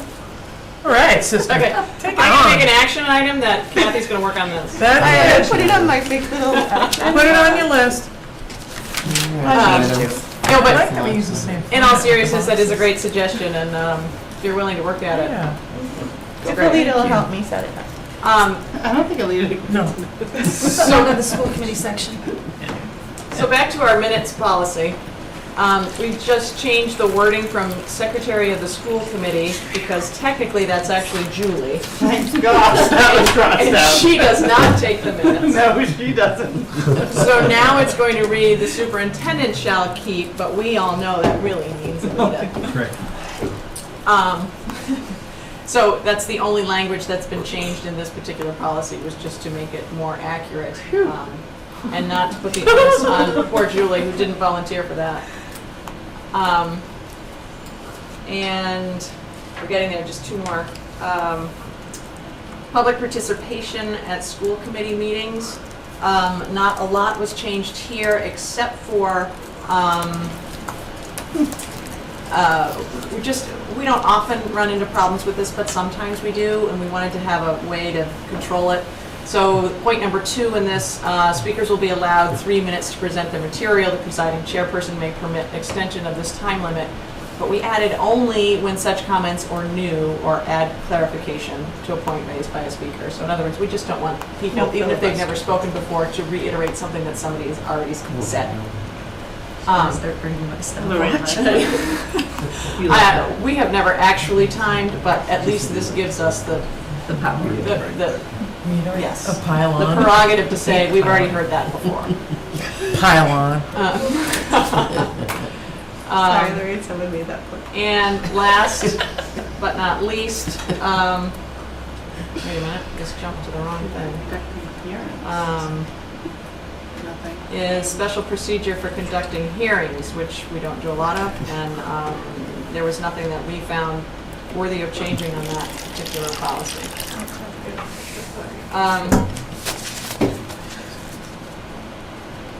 So that was very briefly the policies we've reviewed. The changes are minor. Hopefully, people like the changes. Yeah. We'll have a second reading, a meeting or two down the road. But this way, you've had a chance to hear and see what they are.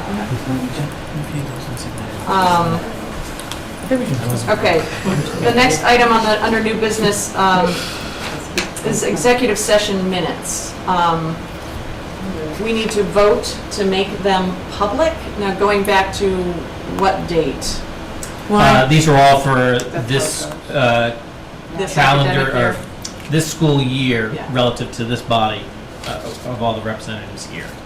And just to be clear, our executive session minutes usually just say the topic. Okay. They And don't, the- Lorraine's like, eyes are like, it doesn't say that Lorraine said such and such. Oh, I wouldn't care if I say it, I say it. I just think that there's a reason you have executive Right, session. exactly. Well, I just wanted to make it clear Okay. that It's that kind never of thing would names or not be in the anything like minutes. that, no. The minutes will be very, very brief. so we need a motion to that, for that? Yes. Okay. Is this roll call? Oh, with To the, review them first. What I would suggest is if you look through them and decide that you want to go into executive session for any particular reason, we can do that. However, as I've reviewed them, I'm recommending they all get approved, so I don't think there's anything. Can you give it to us too, sweetheart? all right.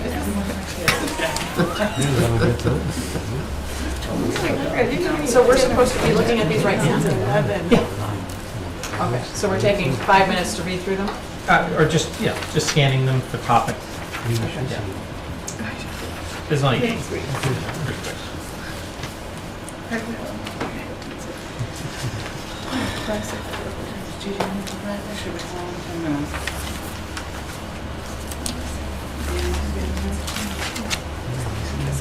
Hmm? 7:01, that was a quick meeting.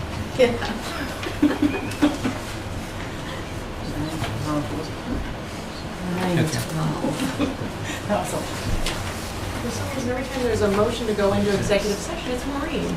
That's because I own that motion. I'll just have to run for school committee forever so I can.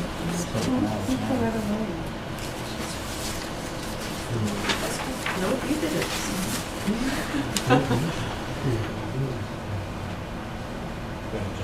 Remember that one? There really isn't anything in here that's problematic, so. It's just strange that you Okay. have to post them. There.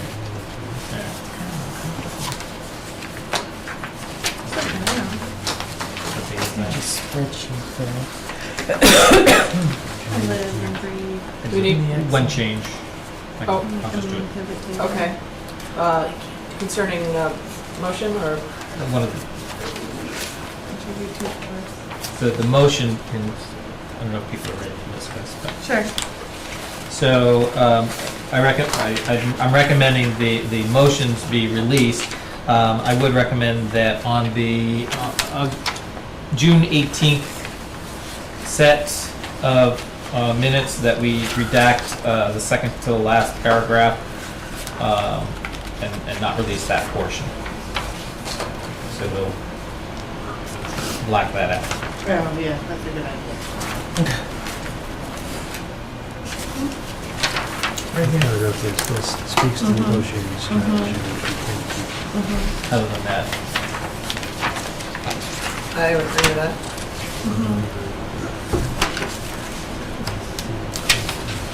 that's the one.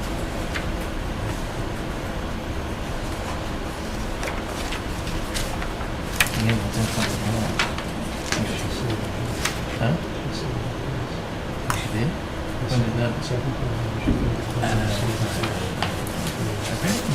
Oh,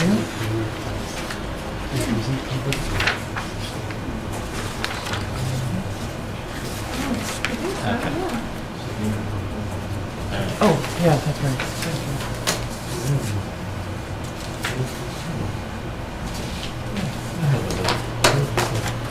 Some other issues? No. Would you like these back, probably, especially with that stricken? So if you can just have a motion to approve all of these dates, and maybe just list the dates in the motion, or the dates of the materials released. Okay. Including? You can have one motion and just name the dates. Okay, and what are we doing about June 18th? We just know that that paragraph. And then As just amended. mention as amended. Okay. Right, I make a motion, is everyone ready? Yeah.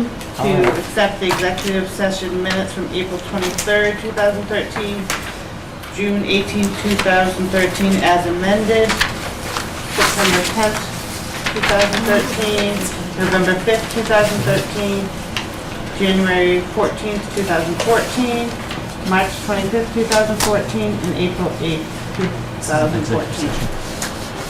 Second. Maureen got it, that's fine. And can we do this, show of hands or roll call? Show of hands. Okay, all those in favor? It's unanimous. No, it's not. It's not, I'm sorry. You got one person not here, She's not here, so it's not unanimous. We'll just note when she left the Right. meeting, so it's unanimous. Okay. Oh, Okay. I just don't want us to get in trouble. Okay. Thank you. I don't know. I think she was out on the top.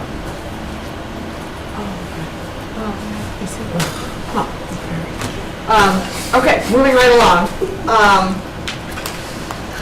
Old business. First item on old business, which still seems like new business to me, it's town meeting planning. Right. So I've included in the packet the slides that we would present at town meeting. There are 6 slides. There'll be talking points that I can add to the slides for folks that need the background. And if there are volunteers from the school committee that would like to do the discussion as the presentation.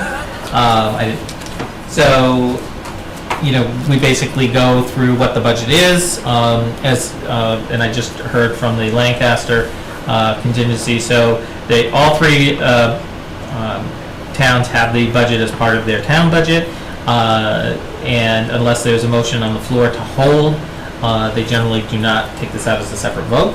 And I'm not anticipating that that would be the case in this particular cycle of town meetings. I know there might be other kinds of conversations within each town, but I don't specifically think that there will be a common to have a hold. We'll be prepared. We'll send the slides so that they'll be in the queue, and we'll make the presentation of the 6 slides. These are the same slides adjusted for the school committee vote, and also all residents in the 3 towns received our flyer. So I've borrowed the pie chart, which I think is a nice visual for folks to kind of grasp the conceptions of the budget. And then I talk a little bit about the assessments, which is again by formula.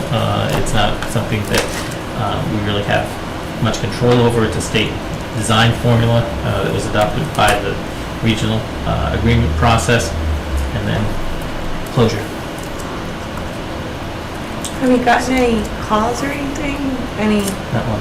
okay, and nothing, you know, when we went to the meeting in Lancaster, they really didn't have any additional questions? No, I haven't had the update from Lancaster as to how they voted on our budget, but Bolton and Lancaster have both voted in favor, the FinCom and the Board of Selectmen. You mean the Stowe? Well, the Stowe hasn't officially, the Board of Selectmen hasn't voted, but the FinCom did So vote. Lancaster both voted and I have not heard from Lancaster as to Okay. whether their votes This are. is, this is just the selectmen and the advisory. Right. Got that right, yeah. So in Oh, I your got warrant, in fact, it should have said in your warrant, unless they don't vote I was at the post office today and I didn't pick it up. I just looked at it. I wish I had picked it up. You got it in the mail. Yeah. But I did see it at the post office. So, So we don't know whether they support it or not. not as of yet. If it's at the post office, I'll go tomorrow and get it, I'll look at it. so I can find out. I saw it on YouTube. And do they state that at the meeting? Yes, They'll come right out and say, we support the absolutely. school. They'll usually make the motion. Right, they make the motion. Absolutely, yeah. Yep. So, can we just review, George, you're gonna be at Bolton? Because these are happening simultaneously, right? Right, so George will start in Bolton, I'll start in Lancaster, and then because Who's there's, gonna be in Stowe? so in Stowe, we're gonna have to kind of play it by ear. Bill Clary's gonna be in Stowe. So, because we also have Capitol in Stowe that I think we're going to do some slides to specifically. Okay. So he'll be there, and since there's nothing contentious, that'll be a good Okay. place for him. Um, And then I will bounce as soon as we get a vote, I will go down. the Okay. road. Okay. I guess I would just like to make a plea to everybody and maybe even see what you think about putting some sort of announcement out to tell all of our parents to come to town meeting to vote yes for the budget. I don't foresee a lot of problems, but I know in Bolton there's been a letter to the editors, the counterforce against the budget. So I think it would be really good for the 8 of us, why are you giving me that look, to make sure that that the 8 of us get all of our parents to come to vote yes for the school budget. I think that's a great idea. And I- Question? Sure. So, given the fact that there is this potential other faction in the, and Bolton could be a lively discussion, are you sure you don't want to be there? Not that I don't love you. I will make it there. I mean, I'm sure that, given the timing of things, usually we'll get there when it's just begun, probably. Okay. So, Okay. Yeah, can you give me your cell phone number? absolutely, absolutely. I just want to maybe tweak that just a little bit and just Okay. advocate that all townspeople come and support town services, because Right. we want to make sure that we don't have a large group of people leave in the middle of the meeting. It Doesn't Right. really- I guess I was just encouraging everybody Absolutely. to get out the vote. absolutely Yeah, get out the don't vote forget to altogether. come. Right. Right. Because all aspects of our town budget is important. Exactly. Right. Exactly. Thank you. Anybody have any questions about town meeting, what to expect? We all know we're going to be there if we can be. I personally can't be, but we all know that. We all. All right, if there's nothing else to talk about, we can move on to our final, last little bit of our agenda, which is our superintendent's evaluation. Take a 5-minute break. You want a break? Have a little sugar snack. I Yeah. think that's a good idea. Oh, Let's take a break. all right. I have to. All right, let's take Everybody it. knows. Well, so Oh, oddly, you have to leave? the treats are in honor of Jeff, who's Not here. not here. Thank you, Jeff, for all your service. Thank you, Jeff O'Donnell. Ordell. Whoops.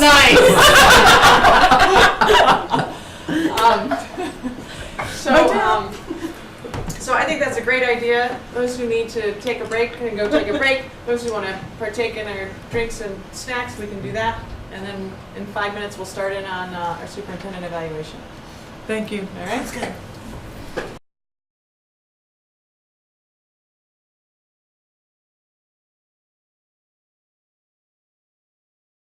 The two's looking at the blue ones. I thought we're back on. Choose the doorbell. So, welcome back to the regular school committee meeting of April 29, 2014. We have one item left on our agenda, which is the superintendent's evaluation. Just to update all of those around the table and those at home, each of the 8 people were asked to fill out a survey about the superintendent's performance for the past year. We have 6 responses out of 8. We all have all of the responses in front of us on our computers. I thought as a way to share without getting into a tedious level, that maybe I would read the last page, which is the summary comment that each person, so there's 6 different people commenting here in a summary kind of way. I'd read those aloud and then maybe give everybody 5 minutes or so to read through. Carrie, you're giving me a puzzled look. No, I'm good. To read through the details that back up these comments and open it up for discussion after the 5 minutes that you have to review it. Does this sound okay to everybody? Mm-hmm. Nodding heads? Okay. So our summary comments say, the superintendent responds quickly to questions and inquiries and listens more to other people's points of view and concerns. This is an area of improvement. Superintendent continues to be very strong in managing budget and overall district operations. Great year. Overall, I think we have a very satisfactory leadership in the district. I am pleased to see that we are embracing technology and various software packages to facilitate student assessments, student and staff collaboration, and district management. Overall, NRSD is well managed. Our superintendent is a credible manager whose focus is on educational instruction and sound financial practices. It is time to turn the attention to shoring up our valued teaching staff and a concerted focus on cross-constituent collaboration through visibility into the issues the district faces before a concerning situation presents itself or solution is implemented. I believe Michael is a very professional, hardworking superintendent who understands his strengths and weaknesses. He listens and is open to suggestion. He is committed to our school system and has demonstrated this by his continued efforts to support the learning and growth of all of our students. He is a strong supporter of our teachers and promotes their continued learning and development. He is approachable and easy to work with. He is fiscally responsible and an excellent manager. I think he is working to develop stronger ties with the community as a whole. I believe we are very fortunate to have such a dedicated individual leading our district. So those are the summary comments. If you go back to the top of this document, which was 15 pages prior or so, maybe 16, you can see all the details and the numeric rating that the superintendent received in each of the goals. And I think it's too tedious to read it all. Mm-hmm. So let's take 5 minutes to read through it, and then if there's any discussion, or if anyone wants to add something or delete something, they can do that.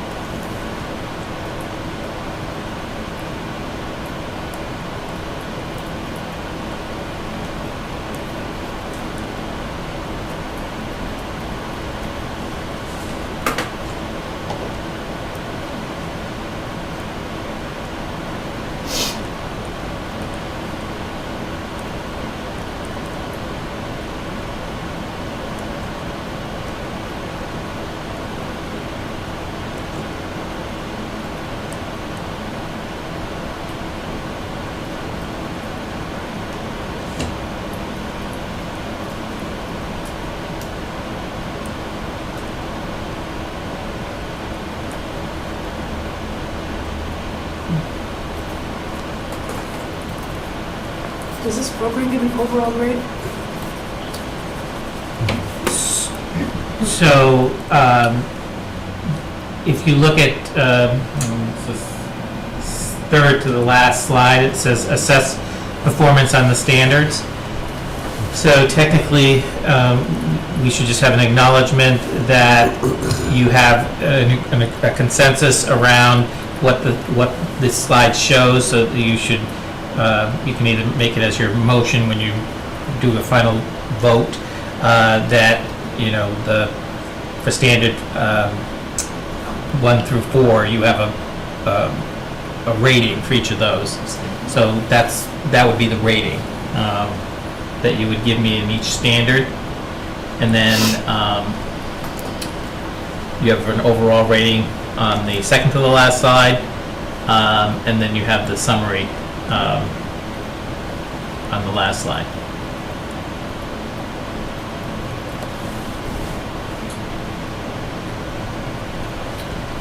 We don't yet have to have a vote on impact on student learning, although we have the slide for it, because we're not yet looking at that.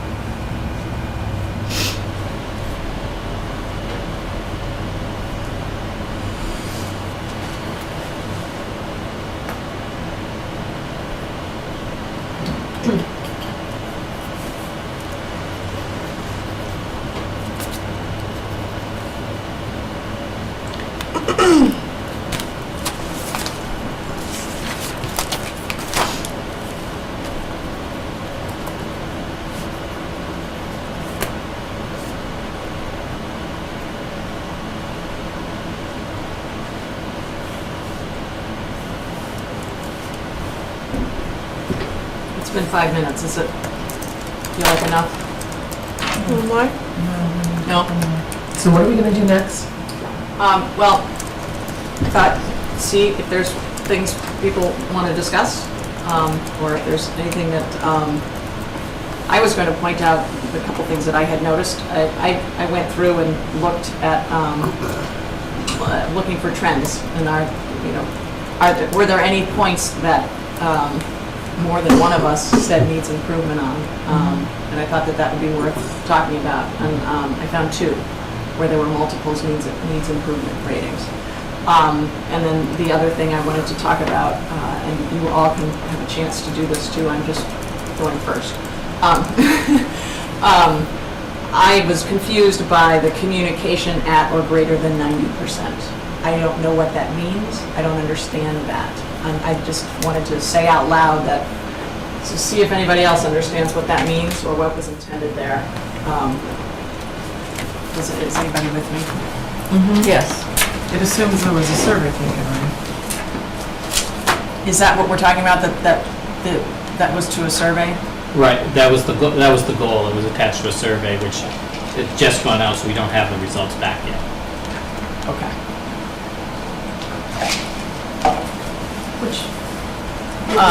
So the survey results at or greater than 90% is, are you talking about the response rate or the rate, like positive rate? Whatever the response is, that, because we have no control over how many respond. Right. But whatever that response rate is would be greater than 90%. So, Saying that we communicate well. okay. Okay. Yeah. And that's So information in hand. It's information that we don't have currently. We don't have currently the Oh. timing. We don't have the results timing yet. when the surveys go out. And that was, and I found that in a lot of, side that kept getting thrown out of the thing. A lot of that was consistent throughout this. On my goals, that's true. Right, I mean, everything, you know, it said, you know, fully implemented. Well, we're not fully implemented because we won't be until September. Right. So it's really tough to say that you're proficient Yep. Yep. because the stuff just isn't finished. Right. But we are making progress. Right. Yeah, I agree. I mean, going through this process once, that's I've got to be more cognizant of the fact that we've got to have that data in time. We do this relatively early comparative to when some of the work gets done. We still have a third of the year, or a quarter of the year left in school, so. But this is the same process that we do with the students' evaluations also. So at that point in time, we say, are they meeting? Exactly. Are they meeting it? No, Yep. because then they haven't got there yet. It isn't that they're not going to get there, so they're below. Right. Right. So we don't want to grade you any differently than we grade the students or the teachers. Yep. So in keeping with what I said I wanted to do, is to just point out the ones that there were a couple of needs improvements on, only because that's the point of a evaluation, is not only to praise, but to find areas Exactly. that need to be improved upon. And the first one came up in Standard 2, in Management and Operations. There were 3 out of the 6 people thought that the environment category needed improvement, and that is develops and, this is really small writing, develops and executes effective plans, procedures, routines, and operational systems to address a full range of safety, health, emotional, and social needs. What page is that on? 10. Yes. Thank you. So it's where you see the red bar on the bottom of the graph. 2A. Correct. Can I make a comment about that? Yes. So, this is new for me, and I feel like it must be hard for you, because it would be, if I was you, to take information from people with such limited, like, at least for me, knowledge of your field, of your focus, of your entire background. Like, I've had performance appraisals done, and I'm just prefacing this, and I'll shut up soon, but I've had performance appraisals done by people who weren't technical as me, and it just doesn't seem fair because they have no idea. So I just want to take everything I say with a grain of salt and help me understand better what I'm supposed to do as well, for this role and for this evaluation. But from some of the ones I marked wrong, like this one, I'm not sure, I have to go back to see the exact one, but it's hard for me to know because all I hear negative, the only negatives I hear are small pockets from the community. Whereas I would prefer from you, when you do the presentations or your reports to us, maybe not, the ones, or just highlight what isn't working and what you're doing to improve them, instead of what is working and what you're doing to make it work, would be more helpful to me. Because all I can see is little pockets of this didn't work in this tiny little instance where it might be working 99% of the time, and another one of these might not be working at all, but I'm not hearing anything about it, so I can't really know that you're really working hard on that to make an improvement, even though we're deficient in it. Do you know what I'm trying to say? No? I do. Oh, boy. No, what she's saying is that, there's an issue, he's addressing it, but he's not telling us that he's addressing it. And she wants to know that it's being addressed. That's all I'm trying to say, is it was really hard for me to even rate these because I have such limited knowledge, and I'm learning, and we're seeing things brought to us, but we're seeing all the things that we're doing well. I feel like every week, it's like, we're doing the ask, and these are all the things.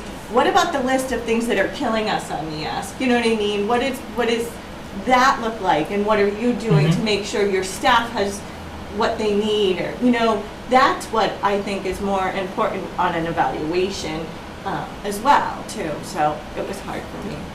But I think we're doing that too. I mean, we heard a lot about what's been going on at the high school, and it's not all perfect. Right, but so we are hearing negatives, but we're hearing mostly the negatives that are brought through the community to us, not the negatives that you're seeing. Like, you have this view of your school system, and we want to help you get every resource possible to make this the best in the business, right? And you know deficiencies in that place, and you are doing things to address them. What are those, I guess? I don't need to know them, no. Yeah, I'm I just hear you. saying, Yeah. generally speaking, on a week-to-week basis. I think just as the learning curve, the budget process for me is my way of showing to you what our needs are and where I would prioritize how to address those needs. So when you hear like our response to intervention plan, you know, that's because we have a need there. You know, Yeah. I'm not characterizing it that way, and I hear No, that, but and maybe so I need that to helps make that more me, clear. that helps me know that I should be looking more into that, Yeah, maybe. yeah. And I can be more clear about what's a real I need. do think sometimes it's presented as this is what's working and this is what we're doing at it, when we all know we don't live in a perfect system. Right. I mean, there's always Absolutely. room for improvement everywhere, and I think if you get to see more of the clear big picture sometimes, I feel like, and you just present it in that way and you're thinking, okay, I'm saying we need this, well, that's because it's not working, that's why I need it. So Right. for me, it's not being perceived that way. So Or it's not as obvious. clear. because I don't It's have- not as I don't clear have as your obvious. View, I only Right. have my little view. Yep. And like, I mean, that makes sense. We need that because something's not working. Yeah, duh. Right. But you might not be, or we might not be thinking that. But I'm not necessarily thinking that way when I see that need, so. In my opinion, this way of going through and saying, well, if there's more than one person who says this area needs improvement, and in fact, in this instance, there's 3 people who said this area needs improvement, then it's worth us pausing and saying, okay, well, maybe this is something that needs improving because multiple people thought that that was the case. And that safeguards us against one person just being clueless. yeah, agree. So, Are you pointing at me? No, no, because you said, I know. kidding. Not that you're the clueless one, you're the one worried about being clueless. Yes. Oh, So, let's just, what about this environment one? We have 2 of these to look at. One is the environment, develop and executes effective plans, procedures to making sure people feel safe, healthy, emotionally, and socially. I don't know, is there something here that we need to dig further into that, mine was related to comments and questions regarding the incidents at the high school. So Okay. that was one of it, and then the other one was, somebody came to me about making sure people know the process if there's an internal theft. You know what I mean? And it not feeling that it was known by the staff what the process was. So that was why I did it. But I felt uncomfortable because it's just 2 little things in the bigger picture. yeah, but that's helpful to know what the thinking was behind that. And if anybody else feels they want to speak up on this, I'd love to hear it.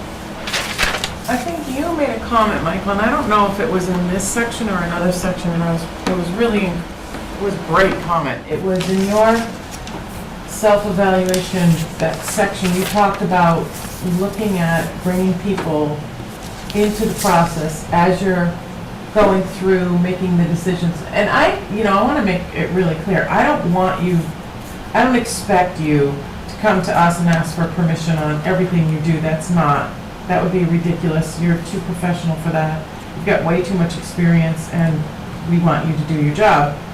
But I think that the way the Space Study Committee has been created and appears to be going is so valuable. It's going to be an amazing project. It's going to be difficult and there's going to be a lot to do and to look at and some tough discussions. But you've already set the stage for an incredibly collaborative, everyone in that group from all over the community wants it to be successful. And I could see from your perspective where that would be, like, you're gonna have to juggle that because there are so many initiatives and so many things that you do that we don't need to know the intimate details on. But I think to your point, if we could have some foundational understanding, and I disagree, I think if something's not working right, let us know. I mean, there's gotta be a way to do that because I don't think I would not look at the budget process and say, oh, I don't want to hear about the issues at the budget process. I don't want to hear about them then. I want to know about them before, and this is my recommendation. We've talked about this because if we come up with, here are my budget recommendations because we have these issues, I don't have a chance to process it all, to support you, to build to build the support system, you have some reasons for why you want to do certain things. I don't necessarily agree with all of them, but they're sound, and they're based on fact, and they're based on data points that make a lot of sense. I want to be able to support that. Even if I don't agree with it, if a motion passes, I need to be able to support that. In and out of the meeting. That's my point. Yeah. That's my point. Yeah. So you don't have to tell us all your secrets, and you don't have to open up the kimono, but prepare us. That's a, you know that's We are on television now. But we do understand that that's an appropriate business term, Bolton, Stowe, and Lancaster. I do. This is a public meeting. No business board? Okay. All right, I'm not even gonna say that. Okay, so that's one. Now I forgot the other thing because I'm not, the whole child learning. Because in this it talks about safety, health, and emotion. And I think Perry's discussion was really timely because some of the things I had written were like, I don't know what the heck is going on there. But I've also heard a small groundswell of people talking about, we don't have a DARE program anymore. What are we doing in place of it? And it can't be simply, well, the schools are handling that. It has to be a systematic view of mental, emotional, substance health from end to end. And I'm not sure, I think over the past couple of years, just watching, I've seen things getting better, but I think we could do even more.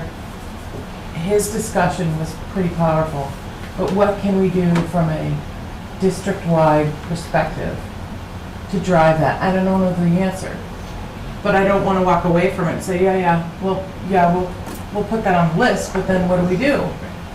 So I know DARE doesn't really work. I've heard, I read about it, that it's not really effective, but what are the alternatives? What are they? Do you know? I don't know.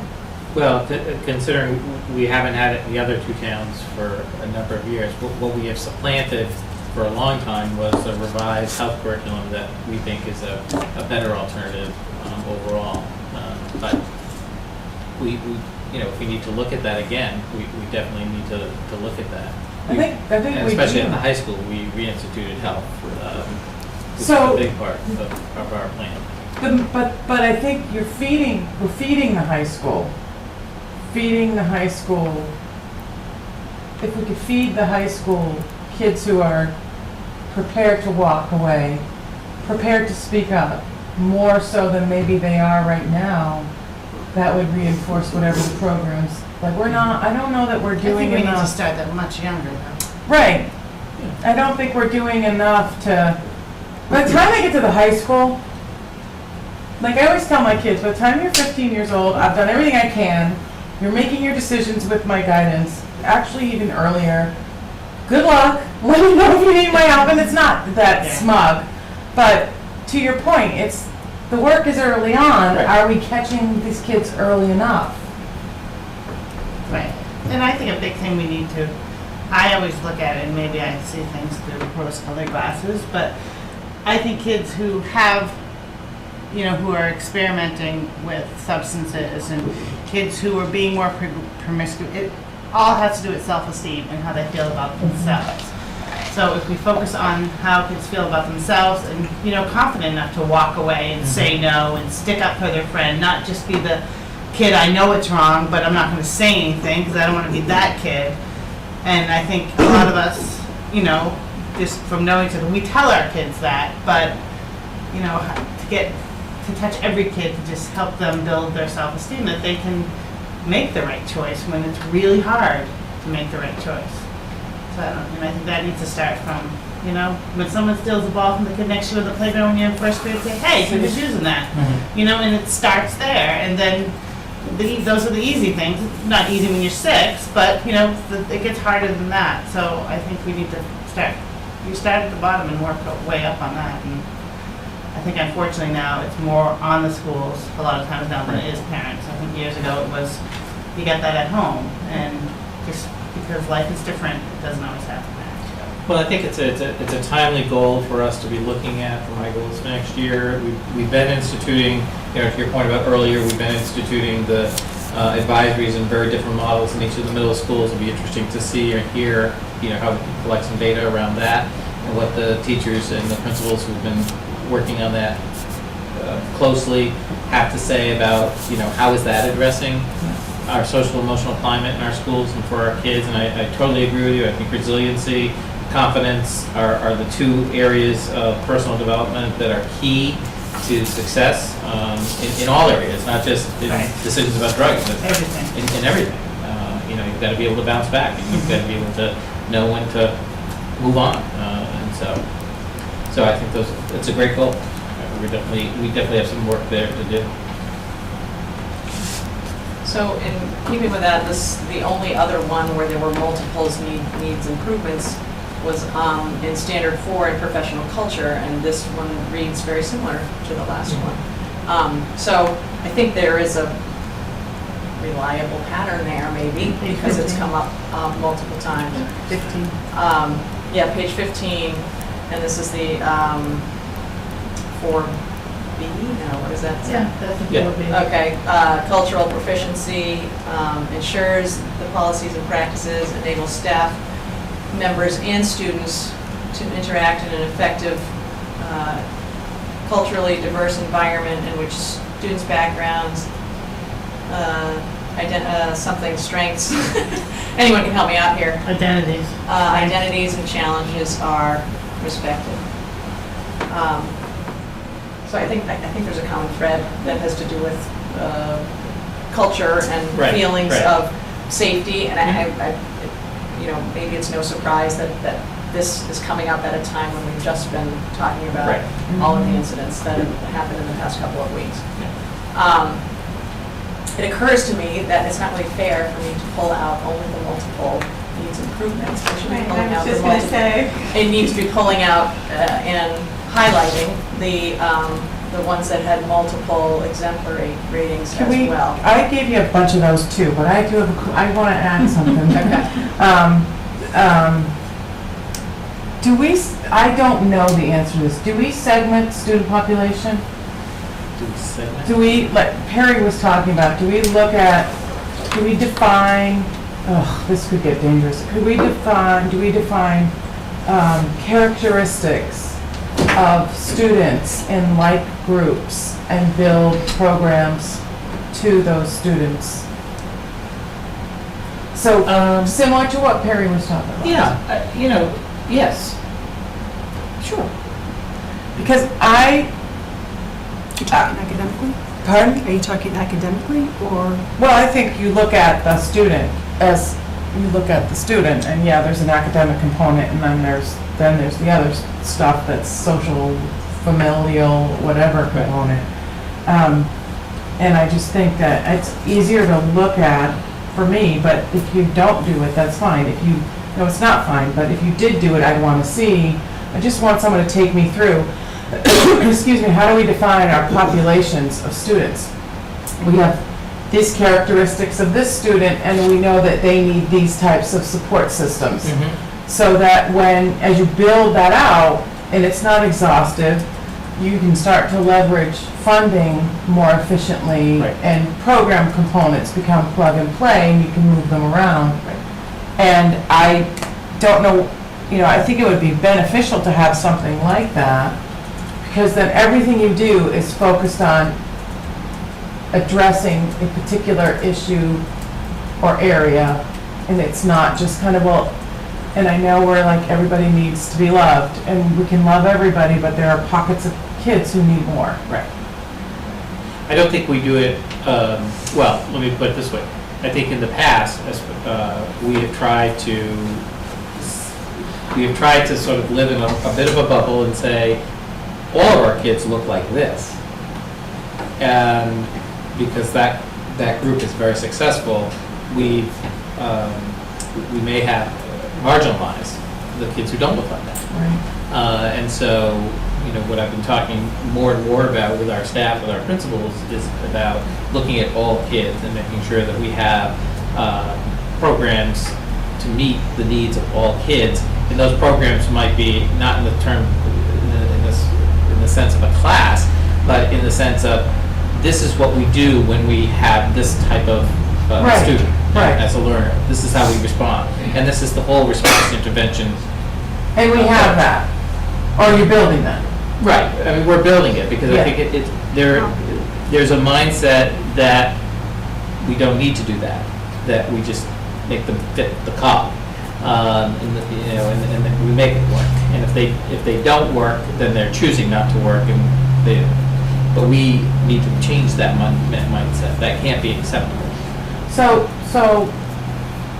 I can only draw from my experience, right? You draw from yours, I draw from mine. And frankly, this segmented approach is I think it's exactly what you're talking about.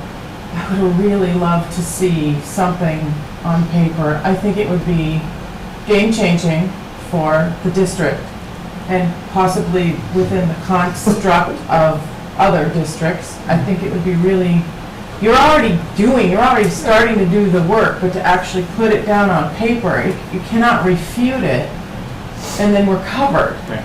Well, we do have it on paper in that we have what we call our DCAP, which talks about the different elements.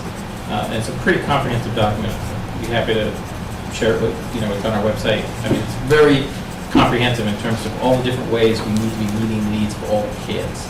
And we've been reviewing it and working through it every year since I've been here. I mean, and building. It's called the DCAP. It's called the District Curriculum Accommodation Plan. And our last iteration, I think, is the most thorough that we've ever done, and really has, a lot of potential. What we have to get is for our entire staff to embody the notion that they might have to do something differently in terms of, and we've been building it up. So, we've spent much more time, or we've had more time available to do it K through 5, and K through 8 really, and I think we have it more vetted there. Our high school is really the last place where it may not have been as shared as widely, and needs to be, and we need to get more and more of our teachers looking But at it. is it just the high school? Because It's not just the high school, Right. but I would, in terms of the DCAP, what I'm saying is, I think that it's been more widely used, and because our elementary and middle schools are much smaller, it gets the attention. the attention. Yeah. So, All right. So, just want to, if this is okay with everybody, now highlight the things that we all thought was exemplary, because same idea. If there are multiple people saying that, you're really good at this, then you're really good at that. And, Before you move on, I I'm just sorry. want to ask you, were you talking about the individual? Highlighting the individual? No, I'm talking about, the word profile is a dirty, yucky word, and some people could take what I was talking about that far over. It's looking at common characteristics of a makeup of a body of students that have similar needs and issues that have to be addressed. And then if there's specific characteristics that define the kids that have those needs and potential deficiencies and the support systems that they need, then what that allows you to do is have a consistent approach. And I think Michael's saying he kind of already does that in some respects, but that we may not have it for every population, and that's some of the work that you're doing right now. Right. Is that right? Does that make sense? It does, but I guess what confuses me is how you, I would think the most challenging piece would be to get teachers on board to teach differently. right, exactly. And, I mean, I tell my kids all the time that, who learn differently, that I said, every teacher teaches differently, and they can't expect every kid to learn the same, because you don't expect every teacher to teach the same. But I think when you're doing something for a while, and it works for the majority of, my vision of this is a bell curve, most of our kids are in that top of the bell. Right. But then there's many little subgroups forming the rest of the bell. Exactly. And I think it's easy to teach because that is the majority of our kids. Right. Our kids are, can be serviced by how we're doing things. But then we can't not. And And that's the hardest thing, is Both getting ends of the teachers. bell is Both ends. Both ends of the bell. Yeah, both ends of the bell, Both not ends like, of the bell. right, But yes. But I'm the a new- visual learner. The new theory is, instead of the bell curve, to look at the J curve, and to take every student individually where they are and make sure that they progress. It's not all that really new, hard. actually. But it's very hard, but that's philosophically, that's my belief system, that you take every student where they are and you move them. And I think progress. as Lorraine was saying, if we have a certain, this is how we handle the student, and we can say, okay, I had the student in my class, and, 9 of my students are learning doing fine this way, but this one isn't.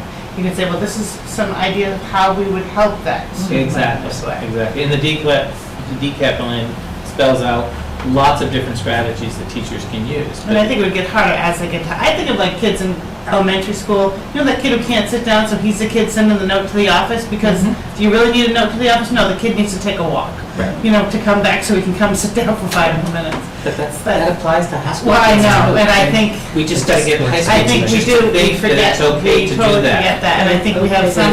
okay to do that. It's okay. Because Let it helps kids take a walk. everybody in Right. class. It helps everybody in the Every single class. student in their class. You don't need It's simple little hall things like passes. that. You don't have to ask every kid to pass their hall pass if they're walking down the hall doing what they're supposed to be doing. And if the kid wants to stand at his desk, but he's standing there doing his work, let him stand. I know, I was so excited. I know, I don't want to get off on that tangent, but it's little tiny things that you can do and it makes a huge difference for everybody. Absolutely. We're actually, we have standing only desks at the center school. We bought them as part of the building project. We're gonna look at buying them for our high school classrooms, so that we start having kids that, need to stand. And there's nothing wrong with it. And there's nothing wrong with that. I mean, but we're gonna have to get teachers. Well, I think it's getting teachers on board with it. But for so long, it's been not okay. Exactly, You know what I mean? It's exactly. been not, it's been conformed. Right. And it's, Right. I think that's great. Because it helps It everyone. helps everybody. I don't want to be a taskmaster, but I Just need to be. I just want to get back to what our charge is. So just as interesting as the things that had multiple needs improvements, I think, are the multiple exemplary. And the first one with 3 exemplary is under instructional leadership, and that's data-informed decision-making. Half of us think you're great at using data to make decisions. What page are you on? I'm on page, where are the page numbers are showing up? If you just scroll, it shows up, at least on mine. 8. Evaluation, 2 of us who think you're exemplary at that. Ensures effective and timely supervision. Moving along the line, fiscal systems, develops a budget that supports the district's vision, mission, and goals. 4 people gave you an exemplary rating on that. All 6 graders gave you exemplary on law, ethics, and policies. Understands and complies with state and federal laws and mandates. School committee policies, collective bargaining agreements, and ethical guidelines. That is incredible. Not one person gave you less than exemplary. 3 people exemplary on scheduling and management information systems. Again, that relates to your use of data.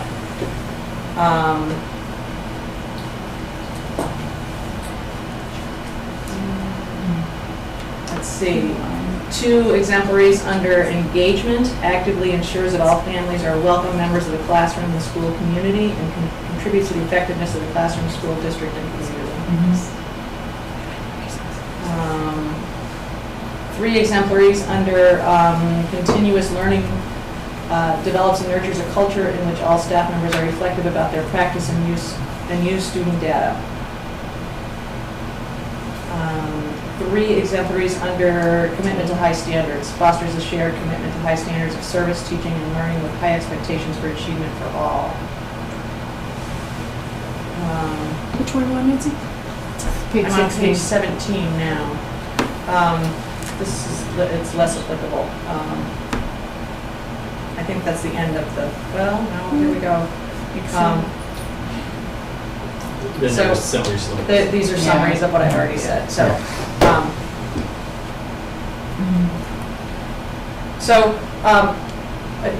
I've been talking too much. I don't know if anybody has anything else that they feel needs to be said out loud or added. I think probably maybe Julie and I, since we're on the personnel subcommittee, should just rewrite the summary. Okay. So that it's in a sort of a more organized, one voice prose. Okay. Coherent? Yeah. And then that will be what goes on file. Great. Anything that surprised you in either way? No, not really. I mean, I think, it's very healthy to do the self-assessment, because I try to be honest about where I think I need growth and where the district needs growth. It's always great to hear other people's perspectives to make me think differently about where I am and what I'm doing, and what the district should be doing. So, I think it's a healthy process to go through. It's a little difficult to go through in Yeah. public, but, Well, that's the it's- nature of the beast. It's difficult, it's too bad we have to do it this way. Yeah. I mean, but, I think too, and it's very, actually, it's very helpful to hear, in terms of the difficulty of going through this public about being able to air the dirty laundry, so to speak, the things that aren't going well, and feeling comfortable that it's not going to be a group that's going to be, don't do that, but it's a supportive, because we do have to talk about some very difficult things, and the one piece I would circle back just to add to that is that, sometimes it's about people, and having people in the right places, and people making some choices that I wouldn't have made if I were in their shoes, or would have supervised differently, or whatever the condition might be. And that's sometimes difficult to have publicly, as you know. But there are ways to couch it and to make sure that people aren't being targeted or individually assailed. So, I really do appreciate your support. It's a great district. it is, you do a great job. I have a question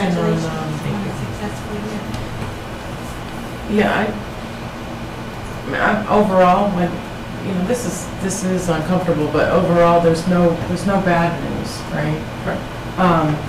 But I do want to ask your opinion about the teachers and their concerns. And particularly that survey, that TEL mass survey. I think that there's some dissatisfaction in the support they think that they're getting. A lot of that, some of that could be because of the constraints that are being put on them at state level. And I think the teachers have acknowledged that. But I also think they feel frustrated that they don't have the development time that they want, that they need. They don't have the collaborative time, and I don't know that they feel that they have support from the administration. So I'm not in the schools. I don't know what's happening. How do we help that? Because I know I've said this before. I really think our biggest asset outside of our administration is the teachers. Absolutely. Period. And the evidence is the kids that go on and do wonderful things with their lives, Right. whether they're going to, an amazing school or they found a profession that they want. That is really amazing, and we're really successful. But how do we protect, not coddle, but protect that asset so that we don't lose it, and that this dissatisfaction, if there is dissatisfaction, doesn't generate, dissatisfaction in the classroom, So how do we do that? Because it's not as simple as, well, this year just kind of stinks because everybody's busy. I don't know the answers because I don't understand. I'm not in the classrooms. What do we do? Well, I mean, my immediate response to that is the only way to get change based on what the needs are, or to get the people who think they have needs involved in the conversations that would change the need, would address the need. And, it's a little bit of a chicken or egg type of thing. I mean, we hear it and we try to respond to it. And we think we are responding to it. But, there are ways that it gets sabotaged almost, not purposefully, but just by the nature of things that are there, we had PD on April 18th. It goes from 1 to 3, or it goes 8 to 3, but, and, you know, we had some of the very teachers who were saying they don't have enough PD time, they were leaving at 2:30, you know, and so So can I? we had to capture that. So and try it to- reminded me of the negotiation. Yeah, so, that is how- you know, there's context that it's helpful that we put it, there's reasons why they're leaving, by the way, you know, I'm sure. But still, when we see that, we have to respond to it. Just like you just said, it's nice to hear that we're an open forum, to hear the negatives. Mhm. It's gotta be that way all the way through. Oh, absolutely. And it's not easy for anyone to go to their boss and say, there is not enough hours in the day to do all the things you're demanding, and to have them say, yeah, but that's what you have to do. That's the story of work these days, but there has to be more than, that's just the way it is. There has to be, okay, well, this is the priority. And as long as they're feeling that they're being heard and are being heard and priorities are being made, and we know that something has to give because of it, I think it's the whole thing of negative is okay to talk about, negative is okay to put on the table, that's the only way we're all gonna be heard and get better. Right. It just, and just to kind of close the loop, but to your point, the body of people that make decisions about PD, for example, and make decisions about how much time they have to do on this work, is a teacher group. I'm not Right, party but to that. if there's 100 hours, which it sounds like we need for Right. putting in the group, the new software system that Yeah. holds the stuff, and there's only, and we gotta get it done, friends, but there's only 10 hours, you know what I mean, in a Right. day, it's a non-attainable goal realistically, so why have it as a goal, and why have it as a pressure? So you have to, you know, I'll start. Because people are on a different continuum on that, though. Looking at the whole district, that, you know, I know, I'm there's just some people picking, who I'm do just too many. picking, No, I know, that out of but I it, mean, that's but I'm true just of saying that there's. all of the objectives that we're Do you trying to meet. ever have roundtables with teaching staff? I haven't recently. I did when I first came here a lot, meeting with the staff. I try to get to the school councils. You know what, I don't even think it's the school councils, Michael, because I think the school councils are generally being heard. But it is not, I mean, it's just a suggestion, I haven't even thought it through, so it may not have credence, but you know, like lunch with Michael Wood, you know, once a quarter, invite 5 or 6 teachers from across the district to come and have lunch with you. It's not gonna be a contentious experience because they're gonna have your ear, Right, you're gonna right. hear, you're not gonna have to hear through the filters, and it just might get some positive momentum. Sure. And because I really think the collaborative approach, and you know, we've been hearing about it for years now, 21st century goals, it's all about collaboration. Really, truly, it works. You've seen it in the space study, you've seen it with, no one here wants to hang you. We want you to be successful. So like do more of it without impinging on your work. Do you know what I mean? Without work. So But I mean, impinging on, like, nobody wants you to put in 20-hour days, but I think a little bit of, And throwing us in there at a luncheon every once in a while wouldn't hurt either. no, because they need to talk about, But I mean, just to kind of keep everybody in the. I'll take you to lunch. But I got so much feedback when I walked the halls, and Right. it was great to It was great to amazing. see a school committee member in the high school. You know what I mean? It was, I wouldn't have done it if my kids were at the high school at the time, but you know what I mean? It was just. I have one there. No, it is good that you know what's going on and you see firsthand and hear about the different issues from each level, or Well, you can address things, it's all about addressing the issues, right? It's all about the, I'm aware of that, this isn't the issue, diffuse. right. And I think that's kind of part of where I'm going. And on top of that, the goals for next year, I don't know how we rewrite these, but some of them were hard to answer because I felt, you know, I don't know a lot of the teacher input, I know what I hear, but the goal was, did we have an evaluation system inputted? Yes, we absolutely did, but is it well accepted, well received? Maybe that's next year's goal. Exactly. Right, Yeah, so yeah. to make sure we're following up Right. year to year on a different goal, same baseline. Different aspect of it, yeah. no doubt. This year truly was To just get it meeting in, time. right, and that was what the Getting it GOSI is. in. Right. Okay. Done. Hope everybody was happy with the process. And, sorry, it's almost 9 o'clock, but job well done. I'm glad we pulled this meeting together instead of waiting. No, we can't, it's not fair. So our next meeting is May 20th, Is that the date, May 20th? I believe so. Yeah. Okay. Craig, I'll send you a superintendent's report in between, so, Okay, just thank like the you. summer. yeah, go forth and be successful at town meeting. Great. It'll be a good time. George is gonna boycott it now. There are no citizens to get comments from, so we just need a final motion. I move that we adjourn. Second. All those in favor? And please take a snack. It's unanimous. Thank you all.